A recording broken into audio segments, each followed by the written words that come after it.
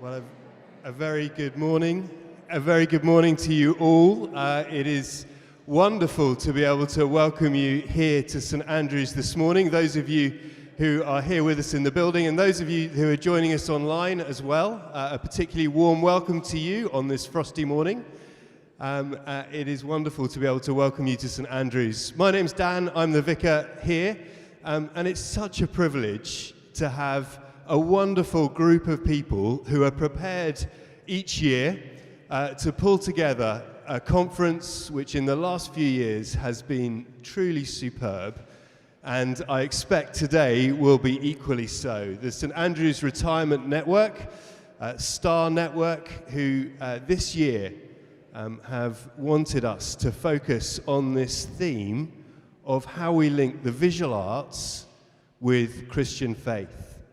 And so I'm really looking forward to this day. I'm so encouraged by many of you who have come today. It's great to see you here. And I hope, whether you're here in the building or joining us online, that today is going to be a fruitful and a helpful time of reflecting on that key theme. I've been given the task of doing some housekeeping notices, so apologies for this up front, but for those of you who are gathered here, obviously we still go through this time of COVID and dealing with our response to the pandemic. So we're going to try to keep things as ventilated as we can. At various times through the morning, there will be a jet of cold air coming through the building. Apologies for that. I can see some of you have got your coats on and are wrapped up warm, ready for such a venture.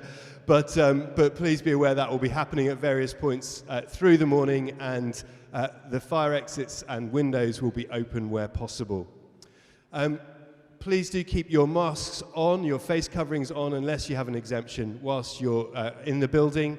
We'd really appreciate that. But if you do need to get some fresh air, please feel free to step outside and to get some fresh air. In a moment, Rachel is going to sort of run through the agenda for today and give a formal welcome. But just to say, there will be breaks at regular points through today. If you need the toilet, the restroom, they can be found through those double doors on that side of the church. Do be aware that the parking around here is mostly for either 2 or 3 hours slots. You can, during those break times, you are very welcome, if you've come by car, to simply shift your car to another bay. It is not complex. We will remind you at various points in the day so that you don't get caught. So in a moment, I'm going to hand over to Rachel Boswell. She is one of the core team of the Star Network who have been organising the event, and she'll be chairing our meeting today. I'm also delighted.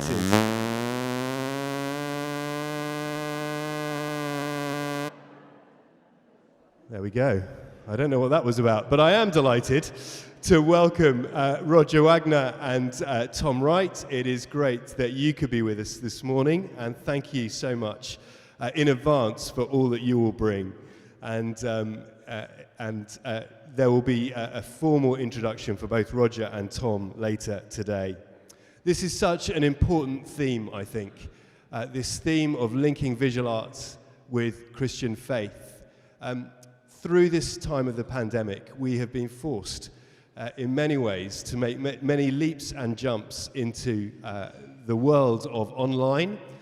And with that, I think we are appreciating more and more the importance of what we see with our eyes, as well as what we hear with our ears. And so it is with real pleasure that I hand over now to Rachel as she takes you through the agenda and the rest of the morning.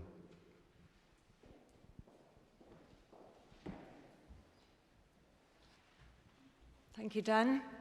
May I extend my welcome to you all who are here in the church and to those who are live streaming.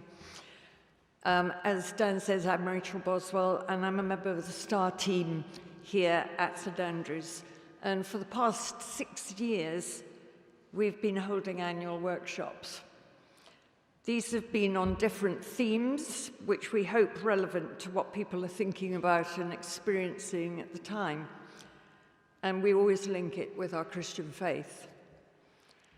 And in preparing for this year's workshop, we thought about how the restrictions over the last 2 years had impacted our daily lives, and how many of us have found it extremely helpful to take up or rekindle a creative pursuit, which we hadn't had time for in our regular busy lives before. For some, it was writing. For some, it was playing a musical instrument. For some, it was knitting or quilting. And for some, painting. So we explored this idea and decided to focus this year on art, particularly painting or visual art. Looking at it with both the artist in mind and also those of us who observe and appreciate works of art, and how our faith connects with that activity.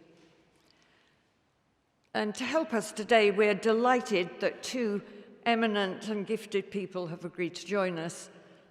Roger Wagner, an artist, and Tom Wright, a theologian with a keen interest in art. Roger will start with a presentation, which will be followed by a conversation between him and Tom, where they will reflect on and discuss what we've seen and heard. We shall break for coffee around 11 o'clock, and this is followed by discussion groups in different areas of church. For those live streaming, we shall be showing some of Roger's paintings on the screen during that time. Shortly before 12, we shall reconvene here in church for questions to either or both the speakers. So it's my privilege now to introduce Roger as our first speaker, who is a highly acclaimed artist and also an old friend to many of us here at St Andrews. In the 1980s, when he was in the early part of his career as an artist, he lived down the road in a small flat at the top of a North Oxford home, where the main room was his studio with an enormous easel, which took up the majority of the space. As you can imagine, it was a joy to visit him and see what he was painting at any one time. He attended St Andrews and was a youth group leader, played the guitar in our first contemporary worship group, and took lead roles in productions here in church. He was much loved and respected, and friends describe him as extremely gracious, modest, self-effacing, and with a mischievous sense of humor. In the early days of the pandemic, a photo of him was printed in the Church Times, leaning precariously out of his attic window in Iffley, where he now lives, ringing his father's old and very loud school bell in appreciation of the NHS. Unfortunately, it was the wrong evening. And his wife, Annie, was worried that it would be seen as a cry for help and the emergency service would turn up. Some of you will know a lot about Roger as an artist, but those who don't, the best place to get an excellent overview of him and of his work is his website. But in summary, Roger's paintings include a great many inspired by biblical texts and characters and scenes, landscapes, notably around his family home in Suffolk, and where he's recently exhibited at the Maltings in Snape. Also portraits, including ones of Archbishops Rowan Williams and Justin Welby, and also Sister Wendy Beckett. He's also known for his stained glass windows, particularly Flowering Tree in St Mary's Iffley, which many of you will have seen, and last year a beautiful mosaic window, the Dayspring, for St Matthew's Church, Bayswater. When Roger moved from St Andrews, he gifted us with one of his original Walking on the Water oil paintings, which you can see in our prayer room. If you go out of the main part of the building, turn to your left, and the prayer room is over there. Only one other of his paintings is hung in a church, and that's St. Giles Church in Oxford. On permanent loan from the Ashmolean is his remarkable painting Menorah, which shows the crucifixion of Christ against the backdrop of the Didcot Power Station cooling towers. A former Bishop of Oxford, Richard Harris, described it as one of the outstanding paintings of the 20th century. As many of you know, Roger is also well known as a poet, and in his book of poetry and paintings, The Nearer You Stand, we can see how, as the writer Esther Val, who I believe is here today, says, he makes images and text sing together.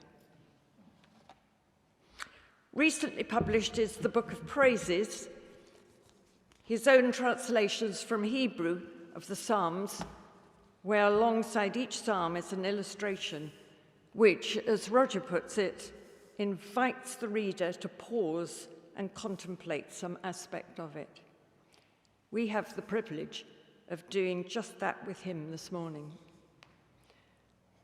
In these times, we long for beauty, for integrity, for honesty, for genuineness, and for hope. We will be receiving all that this morning, and it'll be to the glory of God. Roger, thank you for sharing.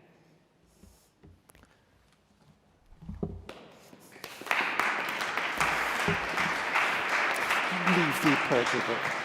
Just leave the that.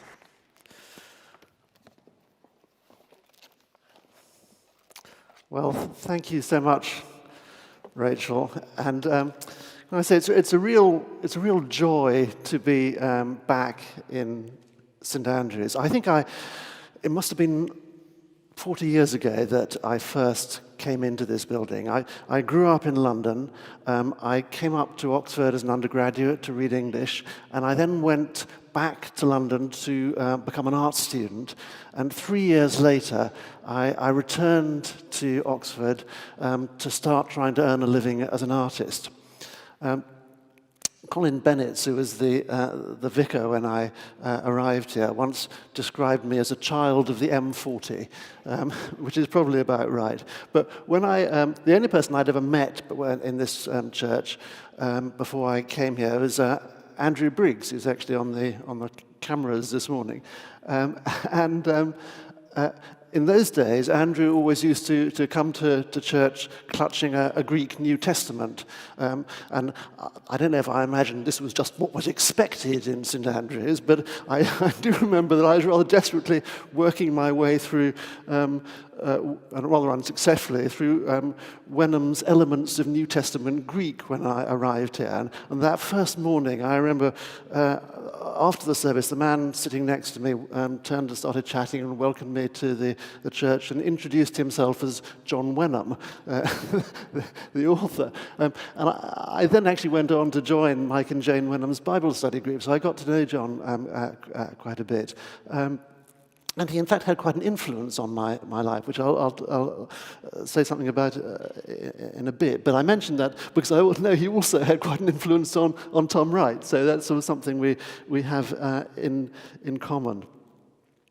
I want to start, though, 3 years before that, when I was just beginning as an art student at the Royal Academy, and I was also just beginning to read through the Bible for myself for the first time. I'd come to faith as an undergraduate here, and I knew quite a lot of the Bible simply through my education. But this was the first time I'd ever read through the whole thing as a spiritual exercise. And I remember going through Genesis, and all that was quite familiar, and Exodus, up to Exodus 20. Of course, when I got to Exodus 20, and you have the second commandment, do not make anything likeness of anything on earth or heaven. And that's a little bit discouraging for an art student. But anyway, I persisted and went on to the next chapters, and I began to read about the making of the tabernacle. And Bezalel, the man filled with the Spirit of God, with all artistic skill and craftsmanship, and I was completely astonished. I had no idea that this was in the Bible, and it was thrilling to me. It was as if the two parts of my life, the Christian and the would-be artist, were coming together, and actually, not only was it thrilling to discover that there was something there that related directly to what I was doing, but it was also extraordinary to me to actually read about this, because when you study art history, there's an awful lot about Mesopotamian art and Egyptian art and Greek ancient art, because there's just an awful lot of it there, of sculpture and reliefs and pottery and so on. But there's actually very little written material that tells you how the artists were working, what they were thinking, what they were doing. But with the Hebrew artists and craftsmen, almost nothing physical has survived. But we have these 12 chapters that are full of the most fascinating information about exactly what they were doing and what they were thinking and why they were doing it. But not only that, it's the actual, what you discover there is so remarkably different from anything else that we know about. We know that the Egyptian craftsmen, they had great workshops of craftsmen around all the main temples, and actually whole villages of craftsmen around the pyramids. And these were directly under the control of a priest. There was a priest in charge of all the craftsmen, and beneath, and even more under the control of the pharaoh. They were all working for the pharaoh. Now, they did work for nobles. They occasionally actually even made tombs for themselves, because some of those have survived. But essentially, this was a massively top-down arrangement. But now, read Exodus 35.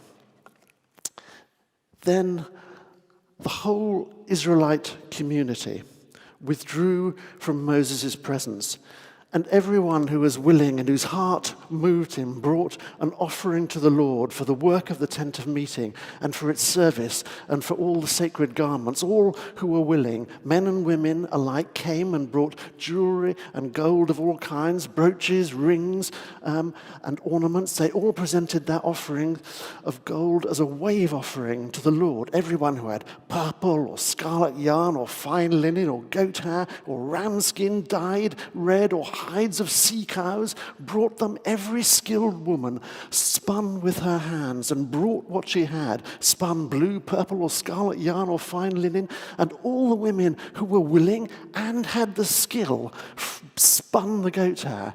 It goes on for chapter after chapter like this. Others brought spices, woods, jewels, and Bezalel and Aholiab, not only filled with the Spirit to engage in all kinds of craftsmanship, but are given the ability to teach others to become master craftsmen and designers.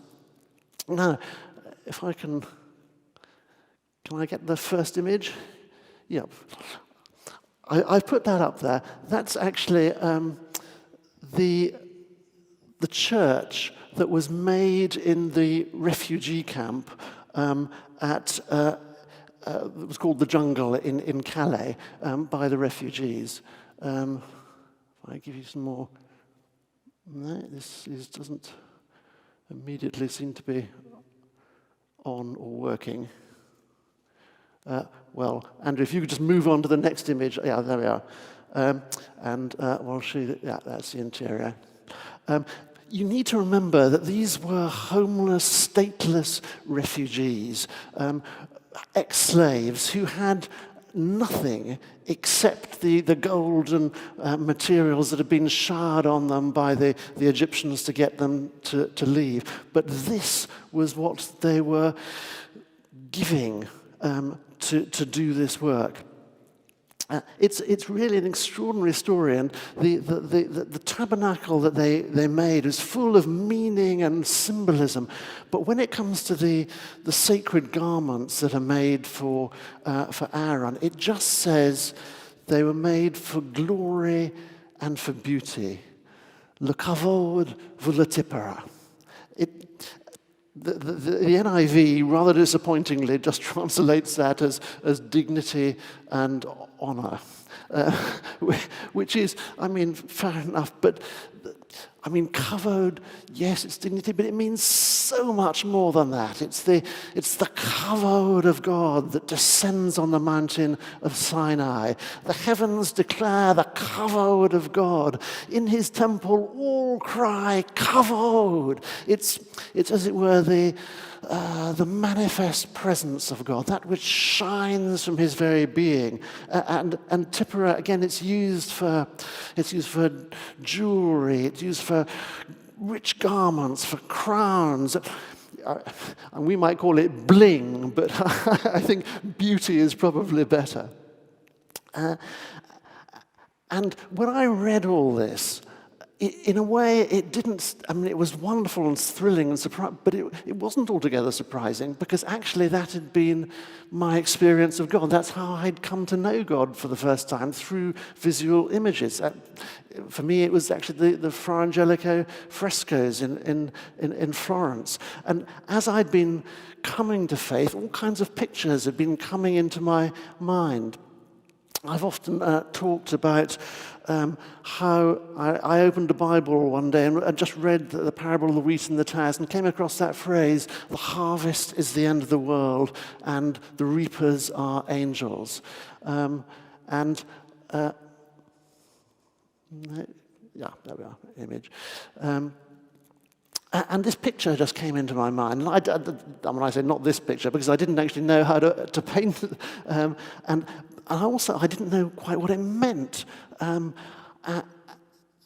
likewise, going past the old Didcot power station, I was suddenly, it kind of leapt out to me, and I drew a picture of it with a crucifixion in front of it. And I didn't know why, I didn't know what that signified, but and when I was an art student, I was really, as I'm reading the Bible as I described, I was struggling with all kinds of, I didn't really understand judgment. How could a loving God be a God of judgment? I didn't understand all the suffering of the world. How could that come about? And this was actually where I read another of John Wenham's books. It was called The Goodness of God. It was later, the publishers retitled it The Enigma of Evil, but The Goodness of God was a very good title, because what John did in it was just to look at all the most difficult passages in the Bible and try and make sense of them in a very sort of straightforward, direct, but sort of scholarly way. And when I got to know John here, I came to realize that he was someone who'd experienced great tragedy in their life, but was absolutely convinced of God's goodness. And the point it's a long time since I read the book, but what I remember him saying in it is that the problems that we find in the Bible and the problems that we find in human life are in some ways very much the same. You know, if God is good, how can this happen? And the answer in both cases is we find in the person of Jesus. It's Jesus who makes sense of all the problems in the Bible. It's Jesus who makes sense of all the problems we find in the world. And so when I came to paint that picture of the harvest, yeah, there it is. Which I actually painted, as Rachel was saying, just down the road in Northmoor Road. I began to realize that the Last Judgment is not ultimately about death and destruction and the end of everything. It's about the goodness and beauty of God breaking into the world and setting all things right, and the beginning of everything. And so, paradoxical though it might seem, you can represent it as a pastoral scene. And likewise, when we think of all the horrors of the world, and if I, no, this isn't, Yeah, there we are. And particularly, when I went past Didcot, it reminded me of the crematoria of the Holocaust, but also the seven-branch candlestick that was made in the tabernacle, symbolizing the presence of God. And it's as if the suffering of the world is, yes, it's not just meaningless, because God shares it with us. He comes into the middle of it, so that these two things actually make sense and point us towards the cross.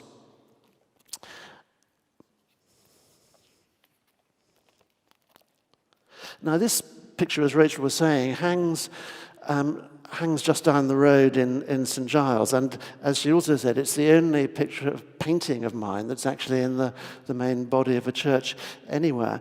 There are other things, but that's the only painting. And that does sort of remind us of the problematic relationship that both Judaism and Christianity have had with images.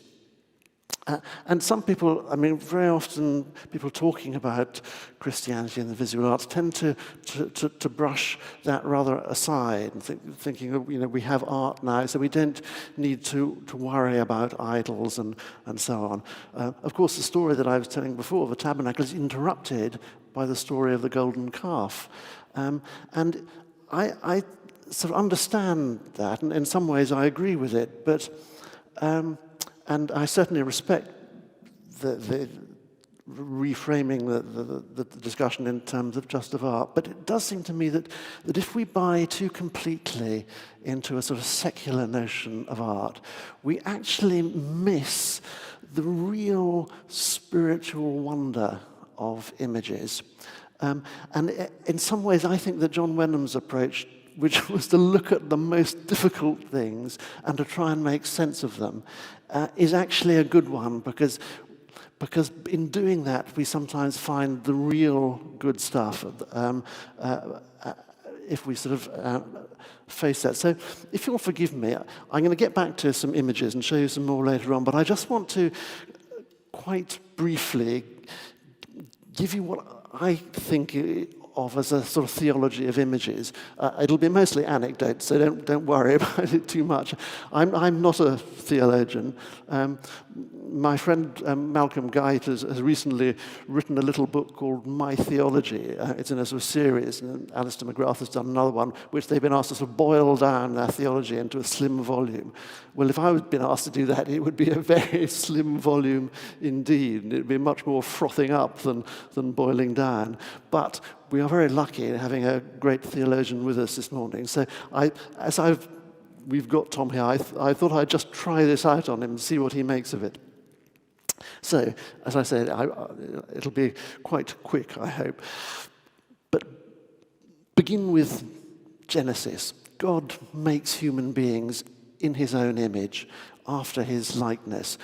Now, it doesn't tell us what that likeness and image is, but it does tell us that the God we worship is a God who makes images of himself. It's a wonderfully kind of generous picture, and he goes to immense trouble to do it. He creates a whole universe, moon and stars, a planet teeming with life before he can create human beings. It requires a whole universe to make human beings. It's a vast canvas on which he paints.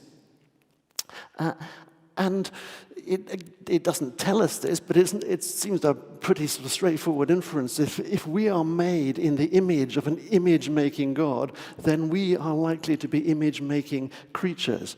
And it's fascinating to me that science echoes both those thoughts when it sort of tells us that we are made of stardust, that there has to be a big bang and billions of galaxies, and for us to exist, it takes a universe to make you and me. which is an astonishing thought. But also, almost the first thing we know about human beings is that they make images. If I'd had time, I might have showed you a little clip of a film that Andrew and I made a couple of years ago, going into some of the prehistoric caves and talking to the scientists who excavated them. In fact, you can find that. You can find that clip on my YouTube channel. I have a YouTube channel since lockdown, and you can find that in a little conversation that we had with the great film director Werner Herzog. The whole film comes elsewhere, but you can find that little bit there. But we are image-making creatures, and I know, as Rich was saying, many people have been painting and drawing and doing sort of photographs and looking at pictures during lockdown. And we quite sometimes tend to bracket those as kind of a hobby or leisure activity or even sort of art. And think of it as something entirely separate from what we do in a building like this. But actually, in Genesis, it tells us that God brings the animals to man and asks him to name them. And whatever he names them, that is their name. And those naming it's a very sort of similar activity to image making, because it's taking something we see, a lion or a horse out there in the world, and it's giving it a symbolic form, and it's, as it were, lifting it out of that so we can share it and talk about it and remember it and, in a sense, echo what God says, that this is very good. And that's exactly the same as we do with images. We attend to something, we look at it, we, as it were, make lines around it, we color it in, we sort of lift it out from just the ordinary flux of experience, and we share it with one another, and we are able to say, this is very good. And that's why, when we do that, when we're just in our ordinary life, when we're drawing and painting and so on, we aren't just entertaining ourselves. We are giving worth to the world around us. It is part of our spiritual worship. It is an aspect of what we do in places like this. And as such, it is wonderful. But it is also perilous. How so? Well, when God makes human beings in his own image, he does something that is wonderful, but also perilous. It's wonderful, and it sort of it magnifies his presence through the world. But it also, the story tells us, human beings made in the image of God reflect his presence, but have, as it were, the potentiality to turn from him, to lose that alignment with him, which we do and have always done. And when we do that, when we lose that alignment, everything else goes out of alignment, including our image making. Images which were a way of saying this is very good, that is joining with the praise of creation, become, as it were, fragmentary and partial images which grab attention to themselves, which, as it were, draw us in, imprison us, and in the end, break our hearts. And when you read through the story, as I did that first as an art student, the first part of Exodus is, or at least the whole of Exodus, tells the story of how God freed the slaves from the physical slavery of Egypt. But almost the whole of the rest of the Bible tells the story of how Israel was freed from the spiritual slavery the mental slavery of images, of false images of God.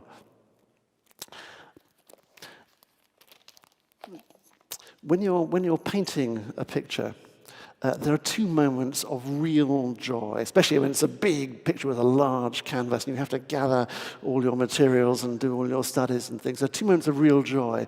The first is when you make the first marks on the canvas, and the second is when you put the final marks. But in between, there is struggle. I mean, almost immediately, everything goes wrong, and you have to maybe cut down the canvas, you have to change the composition, you have to do this and that, you have to try and rescue it. Sometimes you almost give up and think this is not going to work. Occasionally I sort of put things aside for a day or a week or years even, and then come back to them. It's not like this for every artist.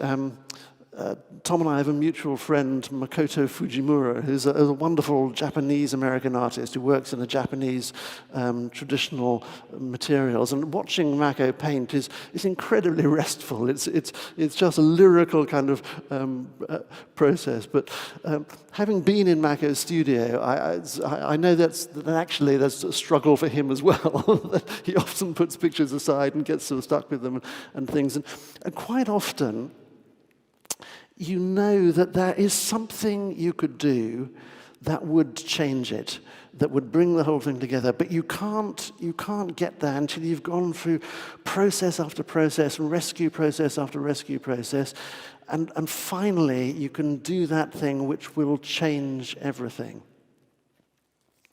Now, when I was an art student,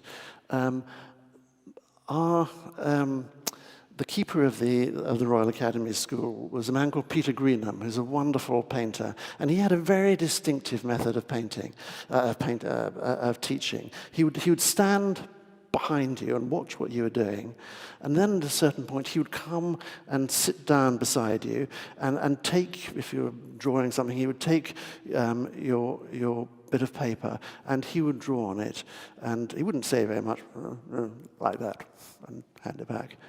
And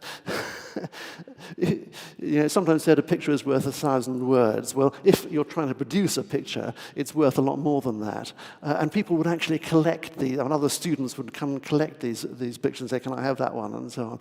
But when I went there, the thing I really had to learn was I knew I had a lot to learn, but I really had to learn how much I had to learn. And that took me quite a long time. And I remember one time I was I'd set up something I wanted to do, and I'd got this lovely bit of paper and all these different inks and things, and I was doing this very fine, Dürer-like kind of picture. And Peter came and sat beside me, and he took my lovely piece of paper, and he did this really Rembrandt-like sort of scrawl on it, and then handed it back. And I looked at this, and I thought, he's ruined my picture.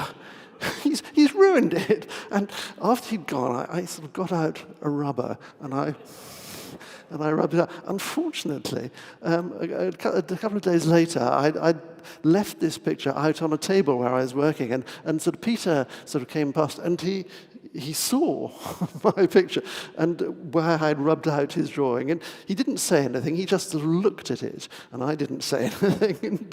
And it was probably only 5 seconds, but it felt like sort of 5 minutes. And then he walked on, and I was quite embarrassed, but the penny didn't drop. And it didn't actually drop until years later, after Peter had died. I went to a dinner at the Royal Academy, and in those days they had dinners in the actual galleries during the summer exhibition. And I was sort of going up the grand sort of staircase, and this rather harassed man was coming down, looking rather wildly around. And he suddenly grabbed me and said, "One of our after-dinner speakers has dropped out. Could you give one of the after-dinner speeches? You just have to tell some amusing anecdotes about your time as a student." And foolishly, I said yes. And obviously, it completely ruined my dinner.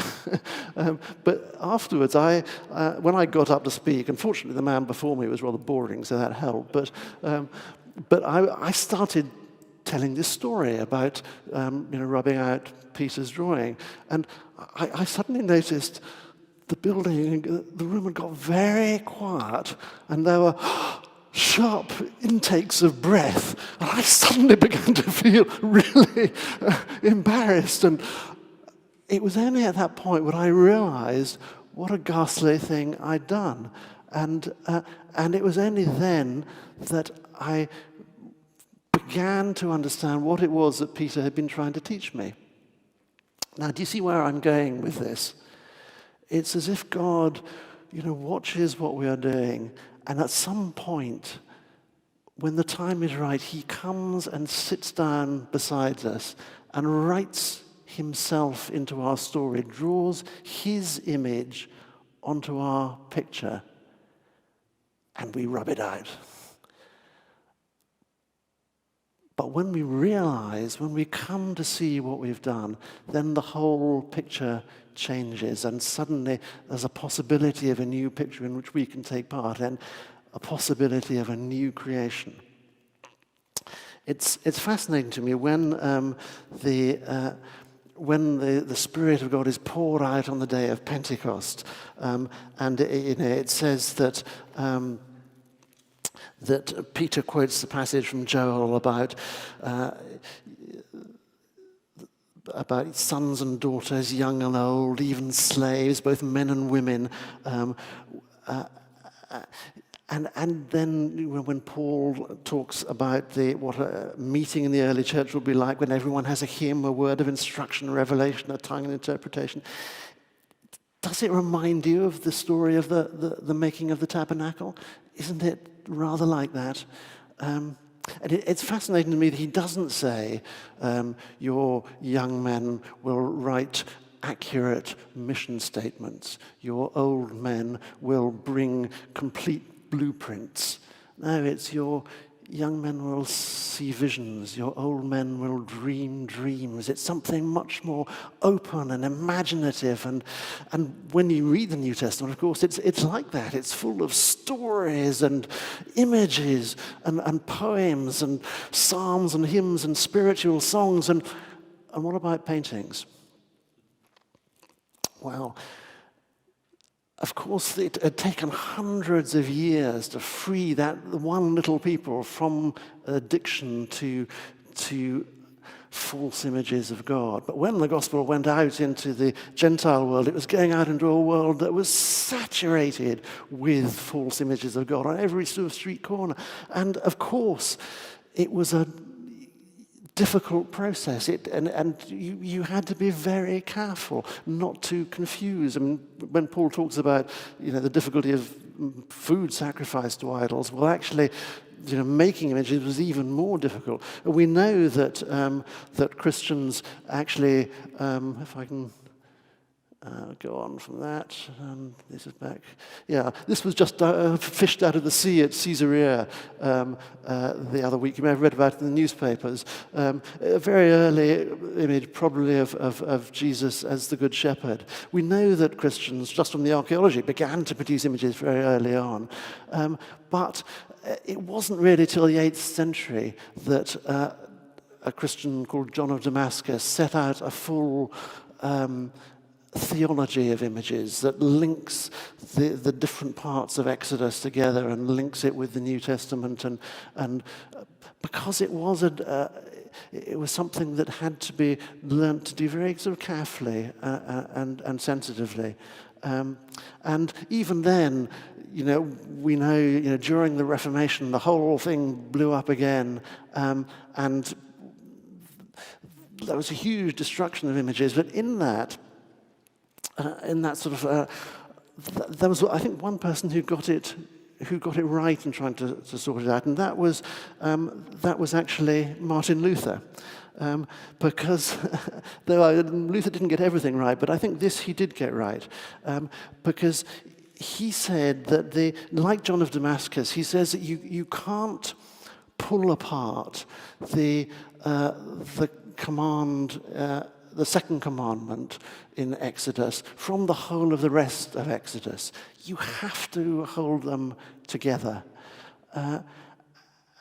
And the remedy in the Bible for the fallen creation is not the destruction of creation, but a new creation. And the same way he says that the remedy for the misuse of images is not the disuse of images, but the right use of images. And so he says, I would like to see all the arts used in the service of him who made them. And he says we should paint biblical stories not only in churches, but in our houses, because people remember stories when taught by image or parable, much more than merely by words of instruction.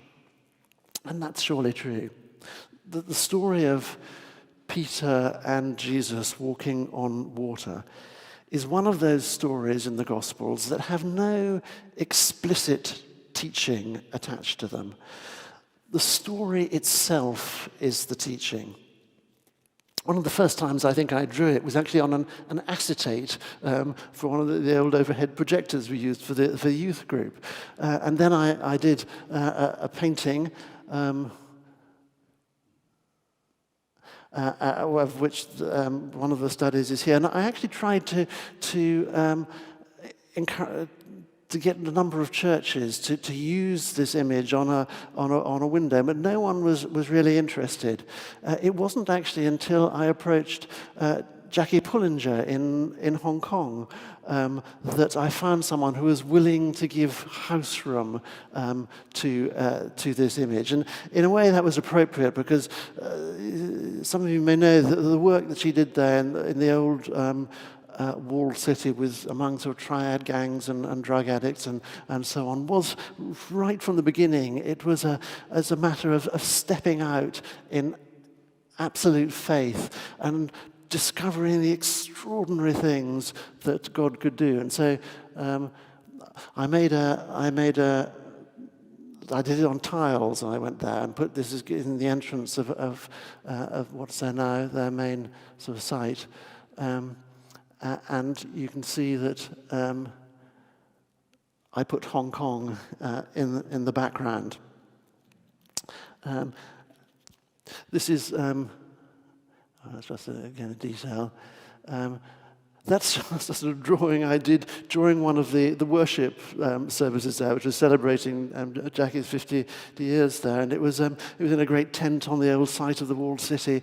It was an extraordinary occasion, and there were musicians, and the young people there were sort of providing the music, but there was also very distinguished classical musicians from around the world who were sort of joining in, and Suzanne King, who some of you remember from here, was in our youth group, had set up easels, and I just did a little painting, and I finally began to learn the lesson that Peter was trying to teach me, that you could do things very quickly and not, and it was a very sort of a moving time.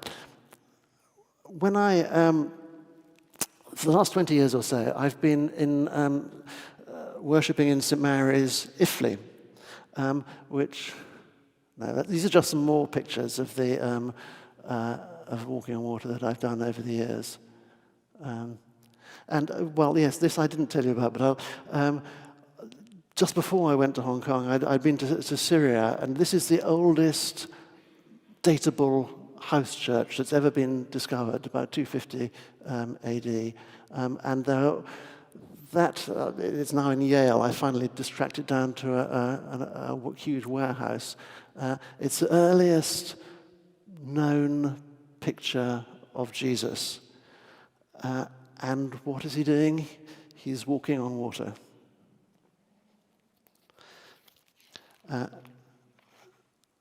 Okay, so this is St. Mary's, Iffley. It's one of the most beautiful churches in England, really. If you haven't seen it, you certainly should. But it's a church that has realize that beauty does not just belong in the past of the Christian faith. It's actually meant to be flowing through the church at the moment and through all that we do in our lives. And so some years ago, they'd installed a John Piper window, and there was another window just opposite that, and they asked if I'd do something for it. And my friend Nicholas Mine here suggested to me that I ought to ask the congregation to come up with ideas. And I was a bit skeptical, but without that, I would have never have come up with the image that I did actually finally use. It's called the flowering tree. And those are some pictures of it.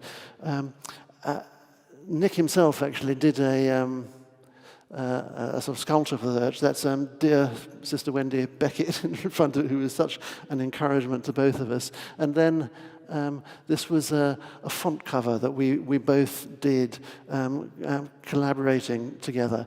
And the idea of it was that both that the water of the window would flow down to the font, but also that as you came into the church, the first thing you would see was if anyone is in Christ, there is a new creation.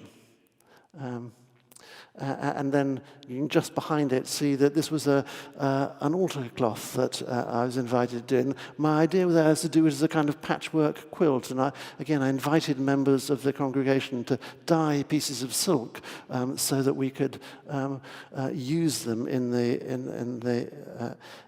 on the cloth. And people.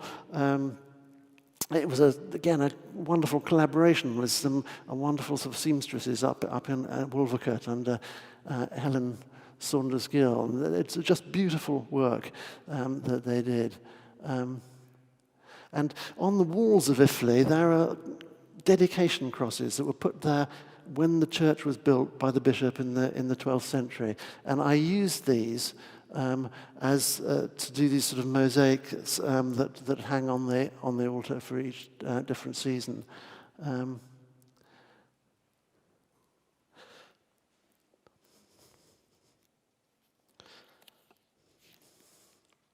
I also did the chasubles. I didn't even know what a chasuble was, I have to say, but I used them on the thing, and that's.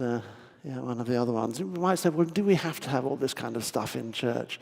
And of course not. But, in Hong Kong, they often worship in tin huts. But people come to St. Mary's every day, and these things speak to them. I was just hearing the other day about a film director who was in Russia scouting out some locations, and I've got to get on. I can see Rachel tapping her watch, so I'll go very quickly now. But I'll just tell you this very quickly story. The fixer, he asked if he could see some churches, and she said, yes, I can show you my church. He said, because she was of a certain age, you must have been brought up under communism, and he asked, were your parents Christians? He said, no. What was your story? Well, she said, when I was growing up, everything was ugly. There was no beauty anywhere. And one day I was passing a church and I saw some candles inside it, and I went in, and the beauty and the glory that I found led me to ask where this is coming from. And eventually she came to the source of beauty and glory. Now, because I'm running out of time, how much time am I running out? I've got 5 minutes? Yes, I'm not too bad. I've gone back. That's just a mosaic that I did very recently that Rachel mentioned.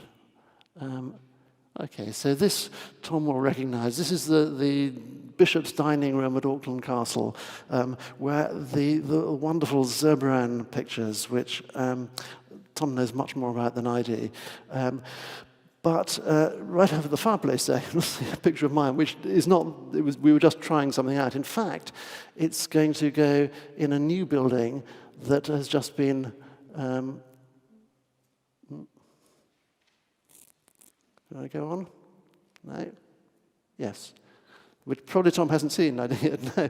This is Jonathan Ruffer, who is running the Auckland project, has this wonderful idea that beauty shouldn't just stay in the church; it should flow out into the whole community.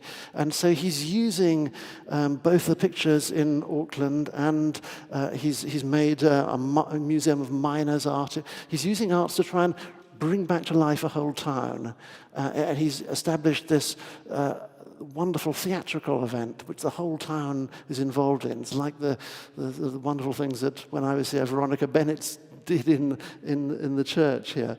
But this is for the whole town. He's established a miners' museum, a museum of Spanish art, and this is going to be a museum of faith. And that last bit, just inside the window, will be a space where they'll have a number of my pictures. It'll be a sort of small, some of the pictures that I've shown you already. One of them is this road to Emmaus, which has, just in the corner there, you can see the supper at Emmaus. And a new picture, which will just go hang beside that, will be road to Damascus. Again, you can just see in the corner Paul and so on. They'll also have a picture which is called Writing in the Dust. It's the story of the woman taken in adultery, as it's usually referred to. Originally, the proposal for this picture came from the Bible Society. They wanted something about the Bible in the public square, and they suggested a friend of mine suggested Ezra proclaiming, reading the law to the Israelites. But as I started painting it, I realized that actually, I wanted to represent not the law in the public square, but grace in the public square, because it seems to me that in our society, in the sort of a very censorious, critical, accusatory public square that we live in at the moment, that actually grace and forgiveness is something we very much need. And so I did this picture, and when I painted it, in this version of it, right up in the left-hand corner, I just painted a swallow and a jar. If you'd asked me why, I couldn't have told you. It just sort of somehow seemed to fit. But when I wrote a poem about the picture, and it's one of the ones that comes in this book, that's where I started. So I'll just end. I've got a minute left. I shall just end with reading you this poem.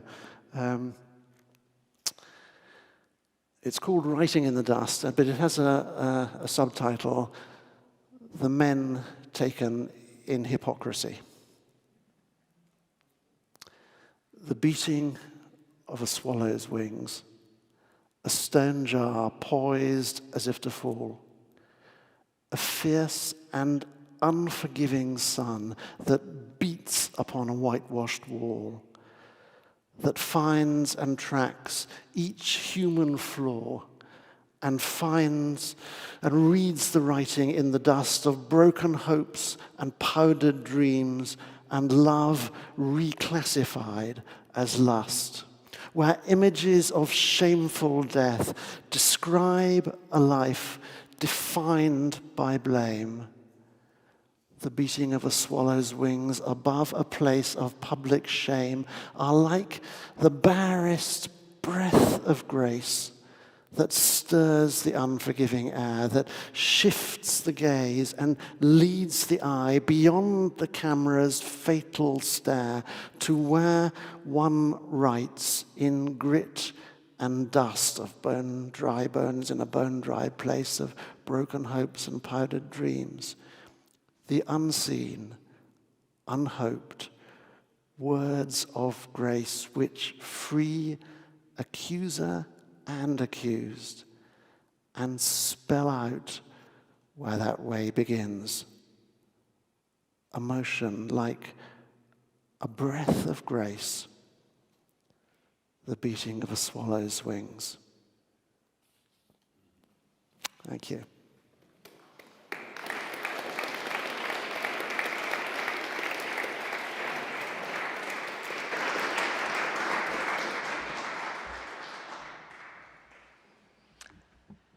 Thank you very much indeed, Roger. That was incredibly inspiring, and I'm sure we could go on listening and looking at these pictures forever.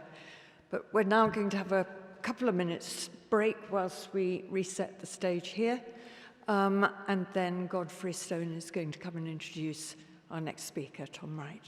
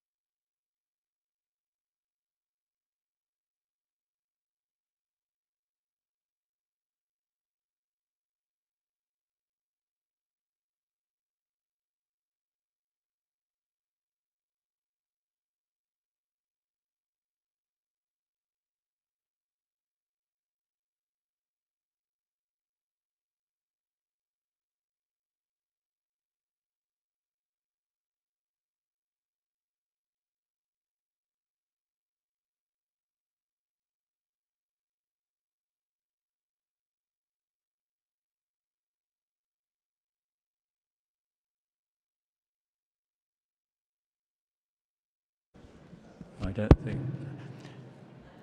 If you're ready, we can continue.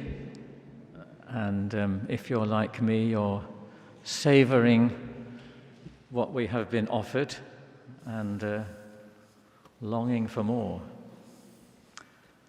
It's my pleasure and my privilege to introduce my friend Tom Wright.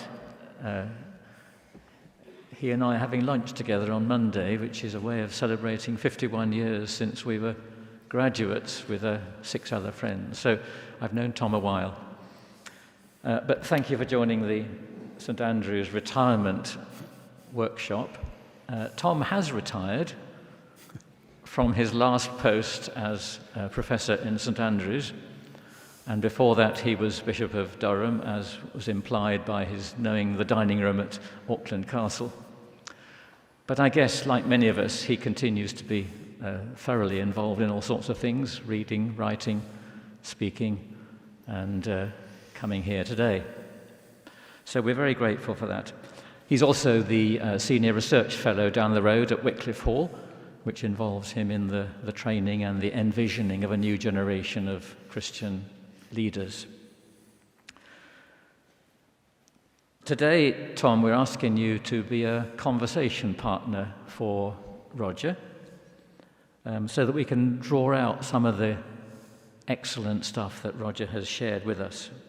And it's his title, Roger's title, Glory and Beauty. And for those who are wanting to read books, either by Roger or by Tom, we are out of the doors over there in the concourse, parallel to the church on the south side. And 2 of the books which are there, I call them Tom's bridge building books. One is called Broken Signposts, in which Tom is pondering St. John's Gospel and some of the themes which he sees in that book. themes like justice, freedom, love, and beauty. And so I think there's a connection there which I hope will come out as Tom and Roger talk to each other about a beauty which is a signpost pointing beyond itself, maybe, a beauty that can perhaps be looked at, painted, and prayed. And then the other book is the one by the Japanese artist that was mentioned, his book on art and faith, A Theology of Making. Tom's written the foreword to that book, in which he says, only when the church is seen to be concerned with beauty and justice will our message about Jesus make the sense it ought to make. From which I draw the conclusion there's a lot at stake here about how we get right our view of beauty, glory, justice, and so much else which we see in Jesus. So, Tom, thank you for joining us, and we welcome you to begin a conversation with Roger. Thank you so much. Thanks, Godfrey, and thank you all for the invitation to be here this morning, and thank you especially to Roger. Roger and I had not met, as far as I know, until yesterday when we were doing the setup for this, and it's a delight to get to know him and sense the number of ways in which our paths have metaphorically nearly crossed before, but particularly several of the themes which we heard just now, and we haven't rehearsed this, I should say, so no idea where this is going to go, but I kept on thinking, that's a good place to start, and then, oh no, that's a good place to start. I mean, for instance, the John Wenham connection. One of the reasons I've done what I've done with my life is that when I was an undergraduate, John Wenham, in the course of a talk on something to part of the Christian Union here, when I was involved with that, casually said something about the need for Christians who took the Bible seriously to get into the serious scholarship and to see if they couldn't advance certain issues and have everyone else catching up instead of it being the other way around. And I remember, like an electric bolt went through me, and I thought, that's a great way to spend one's life, and sort of been trying to do ever since. So I owe him a great debt as well. But where I think I have to start is where you started with Bezalel, the son of Uri, in Exodus. And it's interesting because it's repeated in Exodus 31 when Moses is commissioned to get Bezalel to do it. And then after the debacle of the golden calf, it's repeated again, Exodus 35. It's reaffirmed, Bezalel is endowed with the spirit of wisdom and knowledge and understanding. And I was thinking about that in a totally different connection just the other day, because I was working on Isaiah 11, and Isaiah 11 has the coming king endowed with the spirit of wisdom and knowledge and understanding, and a few other things as well, but it starts the same way. This is what happens, it seems, when somebody is anointed.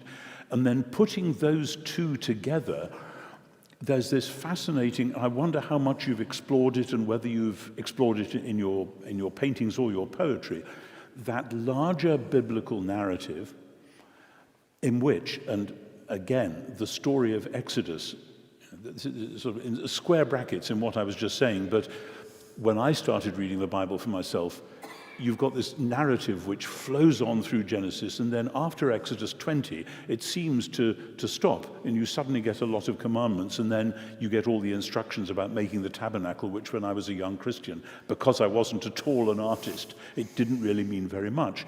But the narrative arc which matters is the narrative arc from Genesis 1 and 2 to Exodus 40, because Exodus 40, the tabernacle, beautifully constructed by Bezalel and all the people he involves, that is the small working model of new creation. The tabernacle is the little Genesis 1 and 2, which is God's way of saying, you, Israel, are called to be the people in whose midst I am going to come and dwell, and who therefore are people in whom new creation is to be at least foreshadowed, symbolized. And then exactly the same when Solomon builds the temple, and it's interesting that the chap Solomon gets to do the main work, who is called Hiram from Tyre, he likewise, like Bezalel, is endowed with the spirit of wisdom and knowledge to build this tabernacle where God comes to dwell. And then, long story short, in the New Testament, all of that temple symbolism is rushing together on Jesus. And Jesus himself, Paul says he is the image of the invisible God, the firstborn of all creation, etc., etc. And then by the Spirit in God's people, that we are renewed in knowledge according to the image. So the idea of creation as a temple with an image in it, because that's what you have in a temple, but the image is living, breathing human beings. And then those human beings, therefore, themselves becoming agents of these signs of new creation. That's one of those biblical narratives which once you've seen it, you can't unsee it. And it frames for me what I see as the vocation of writers and of artists and of musicians and of so many others, so that it seems to me a major failing of Western culture in which the churches have shared all too eagerly to push the arts to the side and say, oh, that's just the pretty bit around the edge. Something in the paper just the other day about how some school board, faced with budget cuts, was saying, well, we can drop music and art from the curriculum for the moment because they're obviously not central. And people protesting and saying they are precisely central. It's exactly what we need in Western culture at the moment. And instead of the typical movement from the Enlightenment to the present of a left brain rationality that says that art and music and imagination and so on are the trivial things that you do in your spare time. What I hear Roger doing is relocating the image and the imagination. It's interesting the way those two words bounce off one another. Right at the center and saying what we desperately need to reconnect with the larger vision of a God-given reality is the wise use of art. And it's within that context, obviously, that the caveat about the golden calf and about things that can go horribly wrong, and your words about the possibilities of everything being done wrong. So I suppose to form this into a question, this is what I felt needed to be put on the table. Have you actually explored, I mean, I sensed when you were talking about the church in the jungle that maybe that was like a tabernacle in Exodus 40. Have you explored this sequence from tabernacle to temple and the way in which that is then retrieved in Jesus and by the Spirit? You were hinting at it, I thought. Yes, I realised now I'd meant to sort of talk about that and left it out. But absolutely, because I was just reading the other day. Someone was talking about the sort of tabernacle thing, and they were just describing it as decoration, and I was thinking, no, yes. It is so much. I mean, partly these are the instructions that they're getting from God, so that's not just going to be decoration. That's actually that's sort of central. And then if you read the whole story in Exodus, the climax of it is that moment when the Spirit of God comes and dwells within it, which makes it, you're right at the center of the sort of kind of biblical story. And of course the same thing happens, as you say, in the temple, when there it's the whole interior is covered with this beaten gold. And I didn't mention this again, but it's interesting, the word there is clearly has an Egyptian root. And so this is actually the physical technique of putting gold on wood, which you see in Egypt, right, is something that they'd obviously learned, but they'd used it for this new purpose. And again, the presence of God is so strong that the priests can't even minister, it says, which is really sort of graphic a kind of language. And yes, it's and the whole. I mean, I think you mentioned this in one of your books that the word that I think Paul actually uses, the Hilasterion, the mercy seat. He talks about Jesus actually. Yes. Because that's, I mean, on the tabernacle, you have the cherubim and then an empty space. Yes, yes. And what the art is doing, and it's again fascinating because you actually find sort of just hints and parallels of this 100 years earlier in Egypt, in the artists who were working there, when they stopped for a moment, they stopped using animal images and things and just had an empty sort of circle of the, and that's what, but it's this empty space which needs to be filled. Yes. And then, as you say, Jesus is is the mercy seat, is the person who sort of fills. Yes, I mean, the phrase mercy seat is a 16th century translation of a Greek word for which we don't have a proper English word, but it is the covering of the ark in the original shrine, and it is the place where God has promised to meet with his people. And so when Paul refers to Jesus like that, he is saying Jesus is the place where God meets with his people. And I don't know, again, I wonder if you've painted the scene when Peter and John go into the tomb in John chapter 20 in the resurrection narrative, where there is an angel at the head and another at the foot of where Jesus' body had lain. And Rowan Williams pointed out in an article many years ago that actually that image of an angel at either side and then a slab of empty stone is precisely the mercy seat from the tabernacle. And since John's gospel is saturated with temple imagery, I mean, I should say, within the Western Protestant and evangelical tradition, we've been so worried about temple imagery because it's a bit too Catholic or it's a bit too Jewish or whatever. I hope we have now got to the stage, and maybe Roger's part of how we can do this, where we can just grow up and say, no, we understand why images can go wrong on you and can be used wrongly, but let's actually re-inhabit God's whole creation and grow into that. It doesn't involve major change except a deep change of attitude. Anyway, sorry, that's a polemical aside, but I think that's really, really important for who we are as Christians in the strange world we now live in.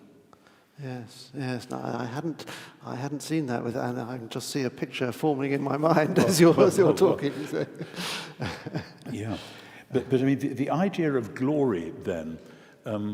One of the themes that's been really important for me over the last 10 or 20 years has been that biblical image of the earth being full of the glory of God as the waters cover the sea. People who've heard me lecture on this will know that I routinely then say to students, how do the waters cover the sea? The waters are the sea.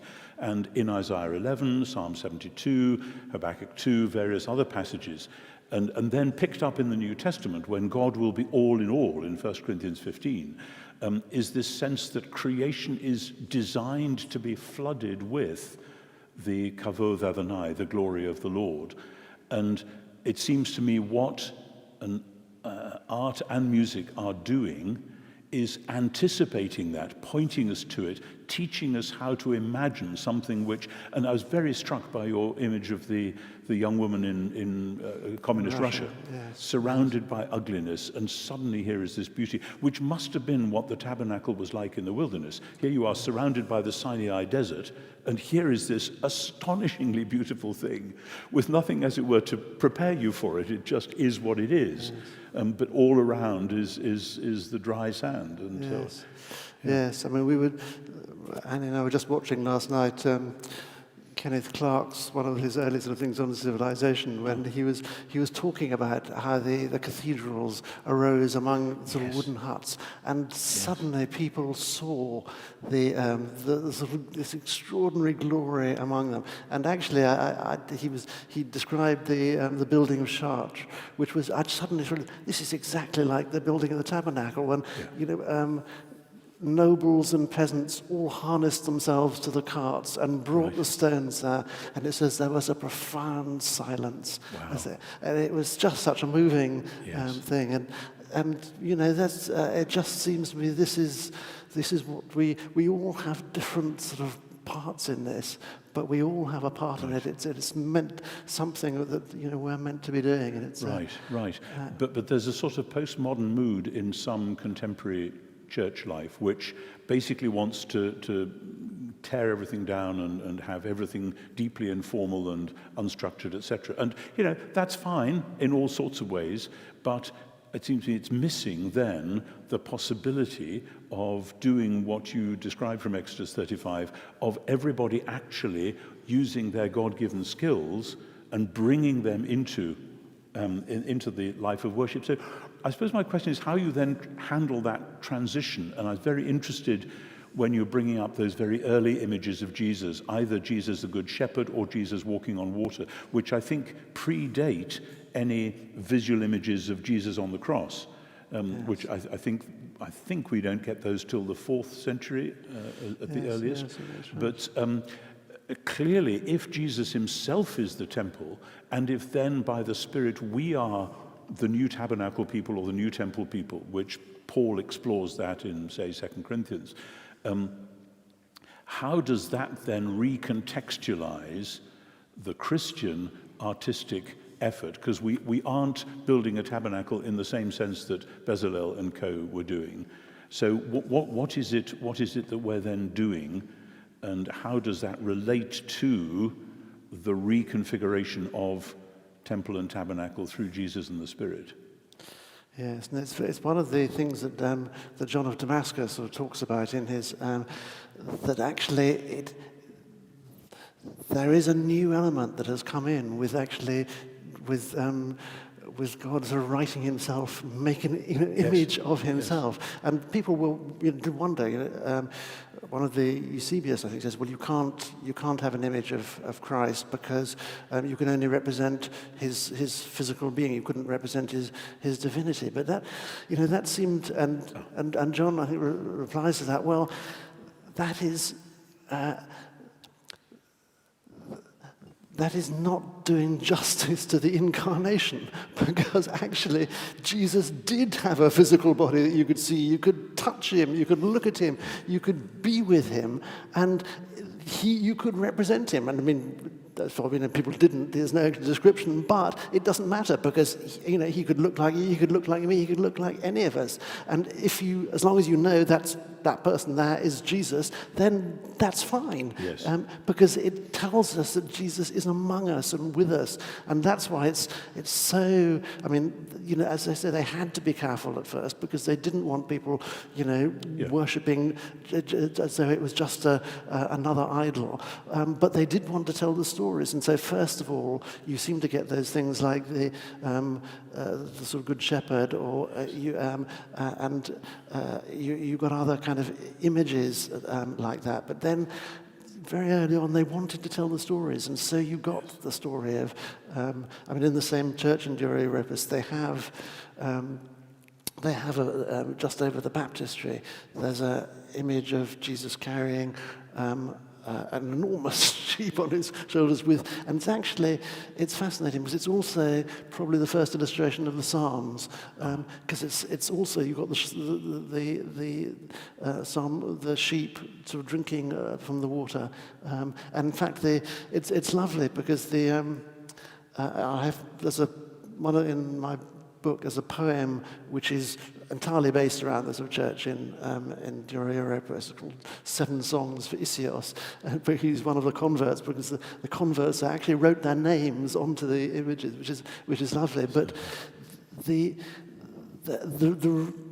a picture, very faint, but it's a paradise garden with the river flowing out of it, and it flows all around the church, and it's Jesus walks on the water there, and the sheep are drinking from the water of it. And it's this wonderful kind of connected imagery, which the idea, I suppose, was that the candidate for baptism will just enter into all these stories and become, and I think that's what because people forget the stories and they need to know. It was when we were, when I was putting the tiles up in Hong Kong, the sort of workmen were also working on the building. I didn't know I was going to have to put the tiles up myself. I very quickly learned tiling skills because it wasn't, but the workmen who weren't, they were just, they didn't know what they were doing, but they think, I remember that story. And they were going to the story of the parting of the water. So, but they just and it's fascinating that people connect with stories. They remember them.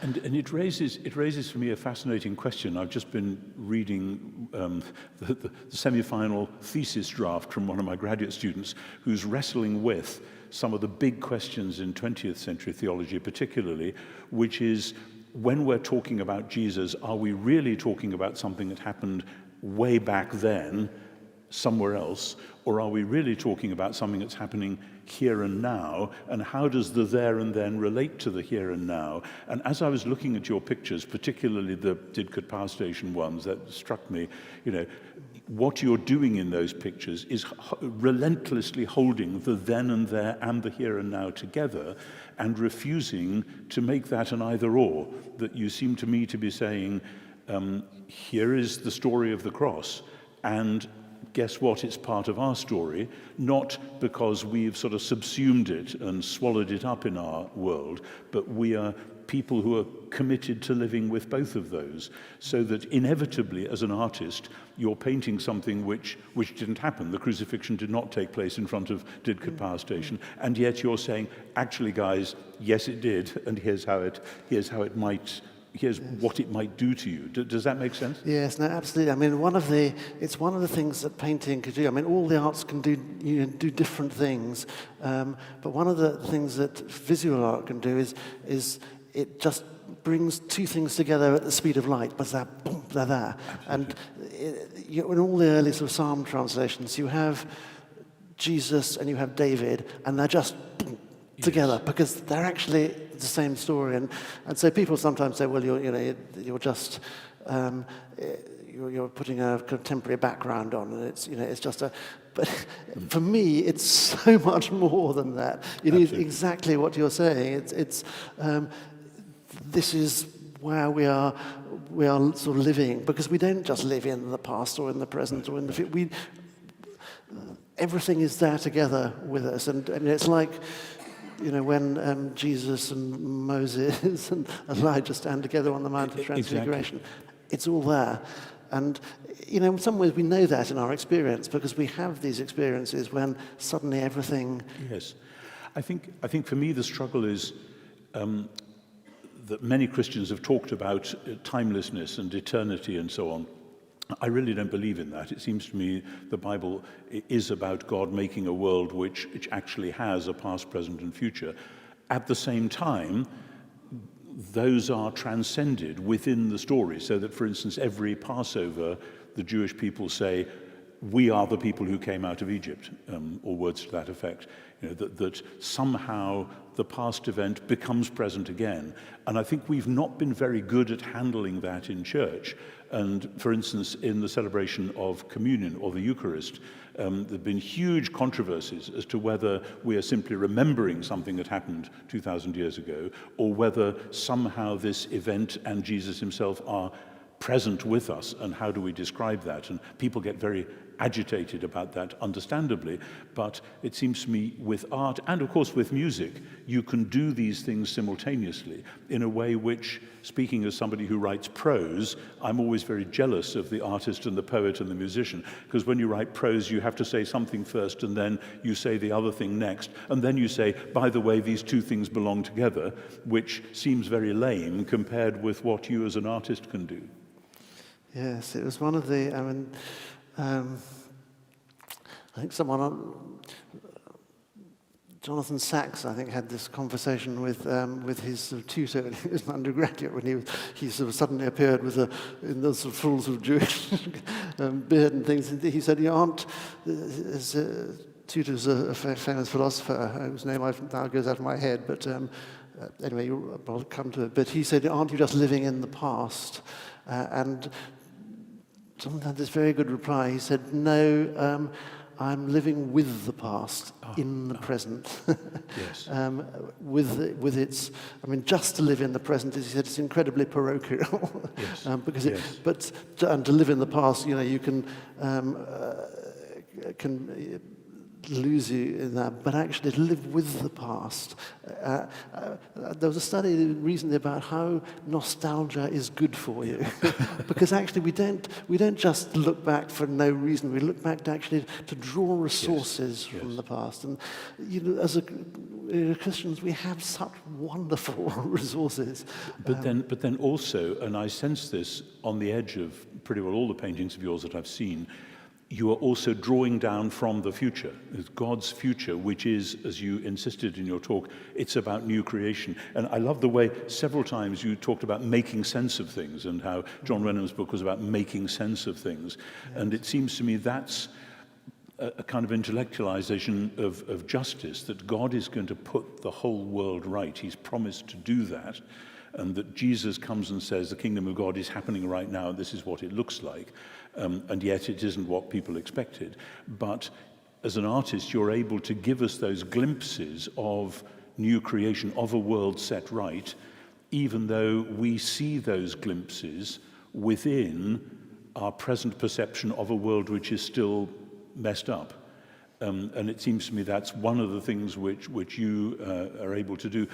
And tailpiece, I love that swallow. When I looked at the painting, I didn't notice the swallow, so I'm very glad you drew my attention to it, because I'm sure that anyone versed in medieval art would know exactly who that swallow is. That this is the dove, this is the Holy Spirit hovering. Right. You know, Right. because I remember Callistos Ware doing a lecture on medieval iconography, and saying you have to play the game called Hunt the Pigeon, you know, when you're looking, where is the Holy Spirit in this picture? Well, in your case, it's a swallow, but great stuff. Yes. No, I mean, I think that, you know, justice, you were talking about sort of justice and beauty sort of going together, and they do, because actually, I mean, when we talk about justice, people sometimes talk about it as campaigning and doing this. Well, that is part of it, but most of it is actually really hard work of actually working, you know, with poor and disadvantaged and in hard situations, which is kind of grinding. Yeah. And you actually need, if you're going to do that, you need the vision of the refreshment of why you're doing it and what you're. And this is, I think we've all found that actually people, you know, just reading poetry, listening to music, looking at pictures, as even better doing those things ourselves, is a refreshment of the spirit and enables us to do the work of justice. Amen. Amen. We're being called to order.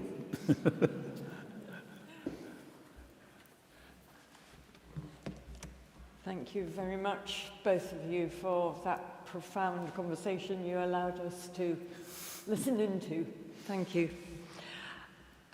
It's now time for a break.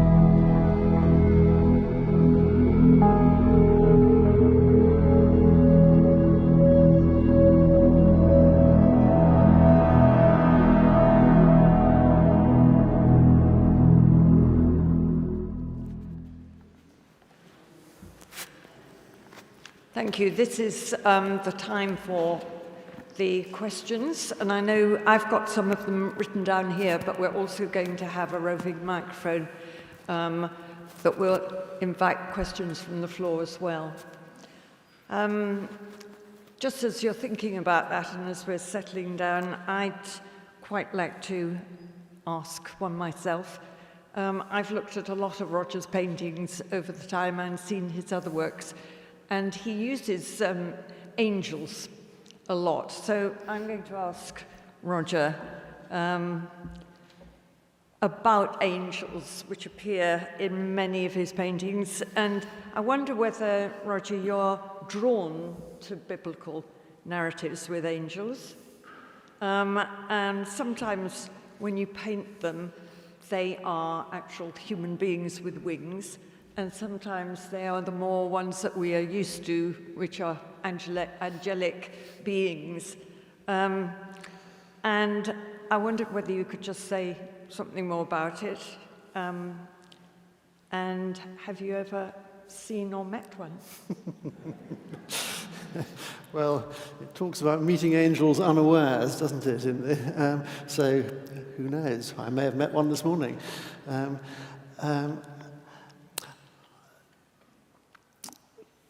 Writing and poetry and music and painting all do slightly different things. And one of the things that,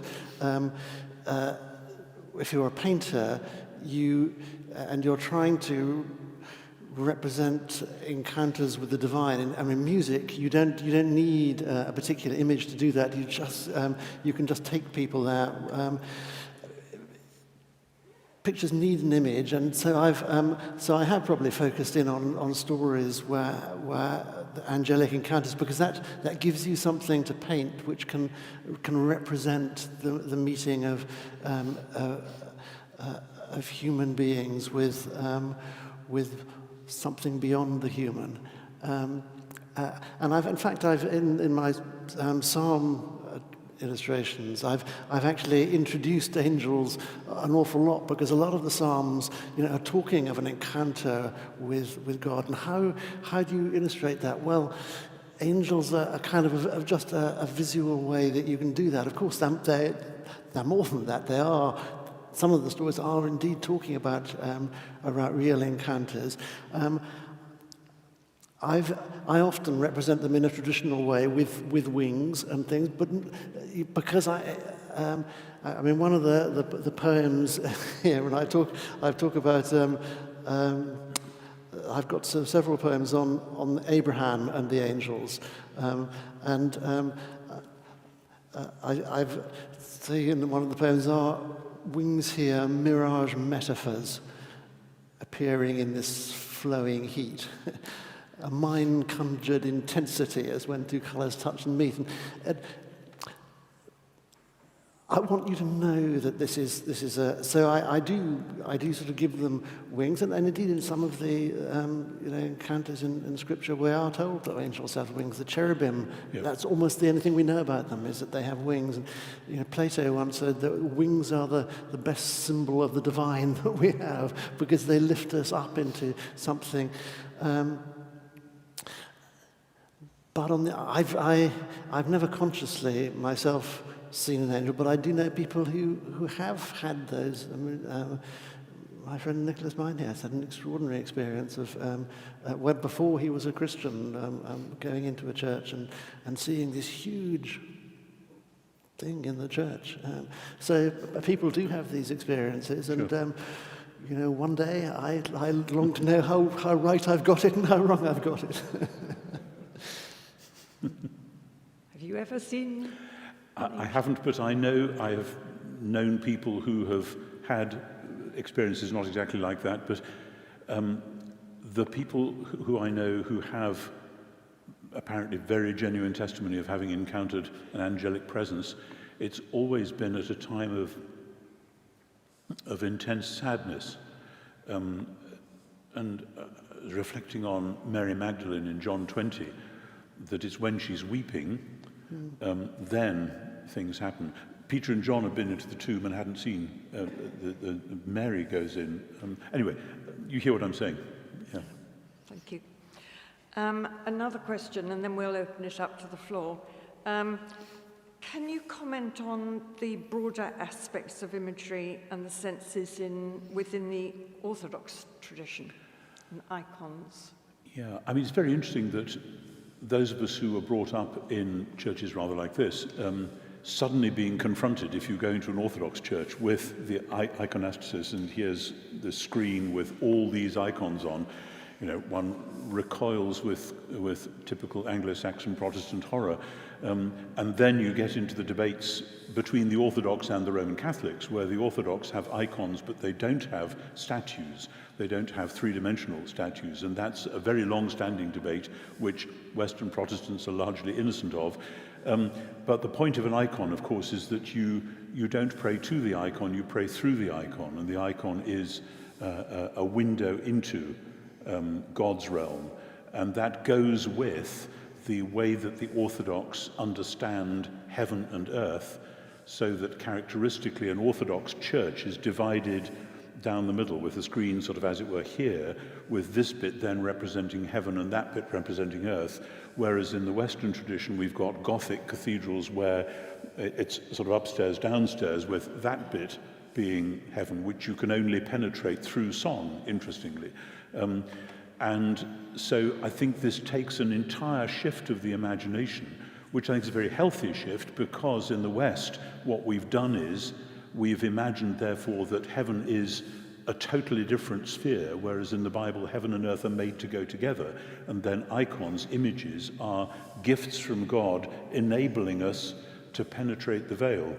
And again, this is a way that we just weren't taught how to think with.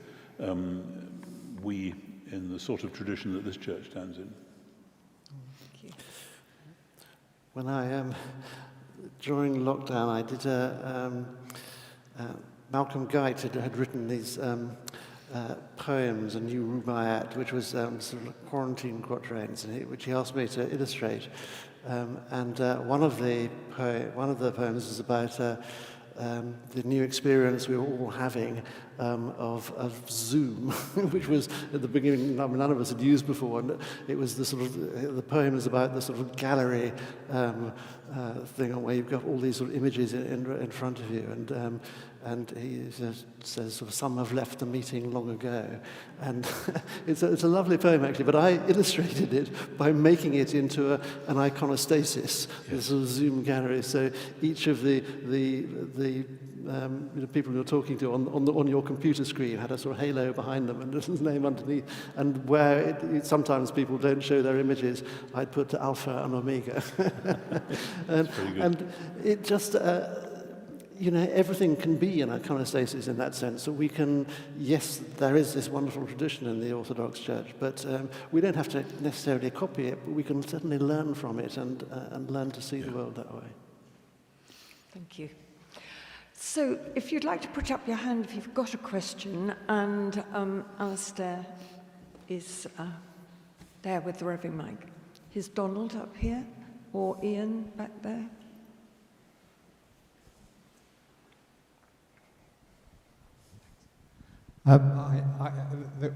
We actually have two questions.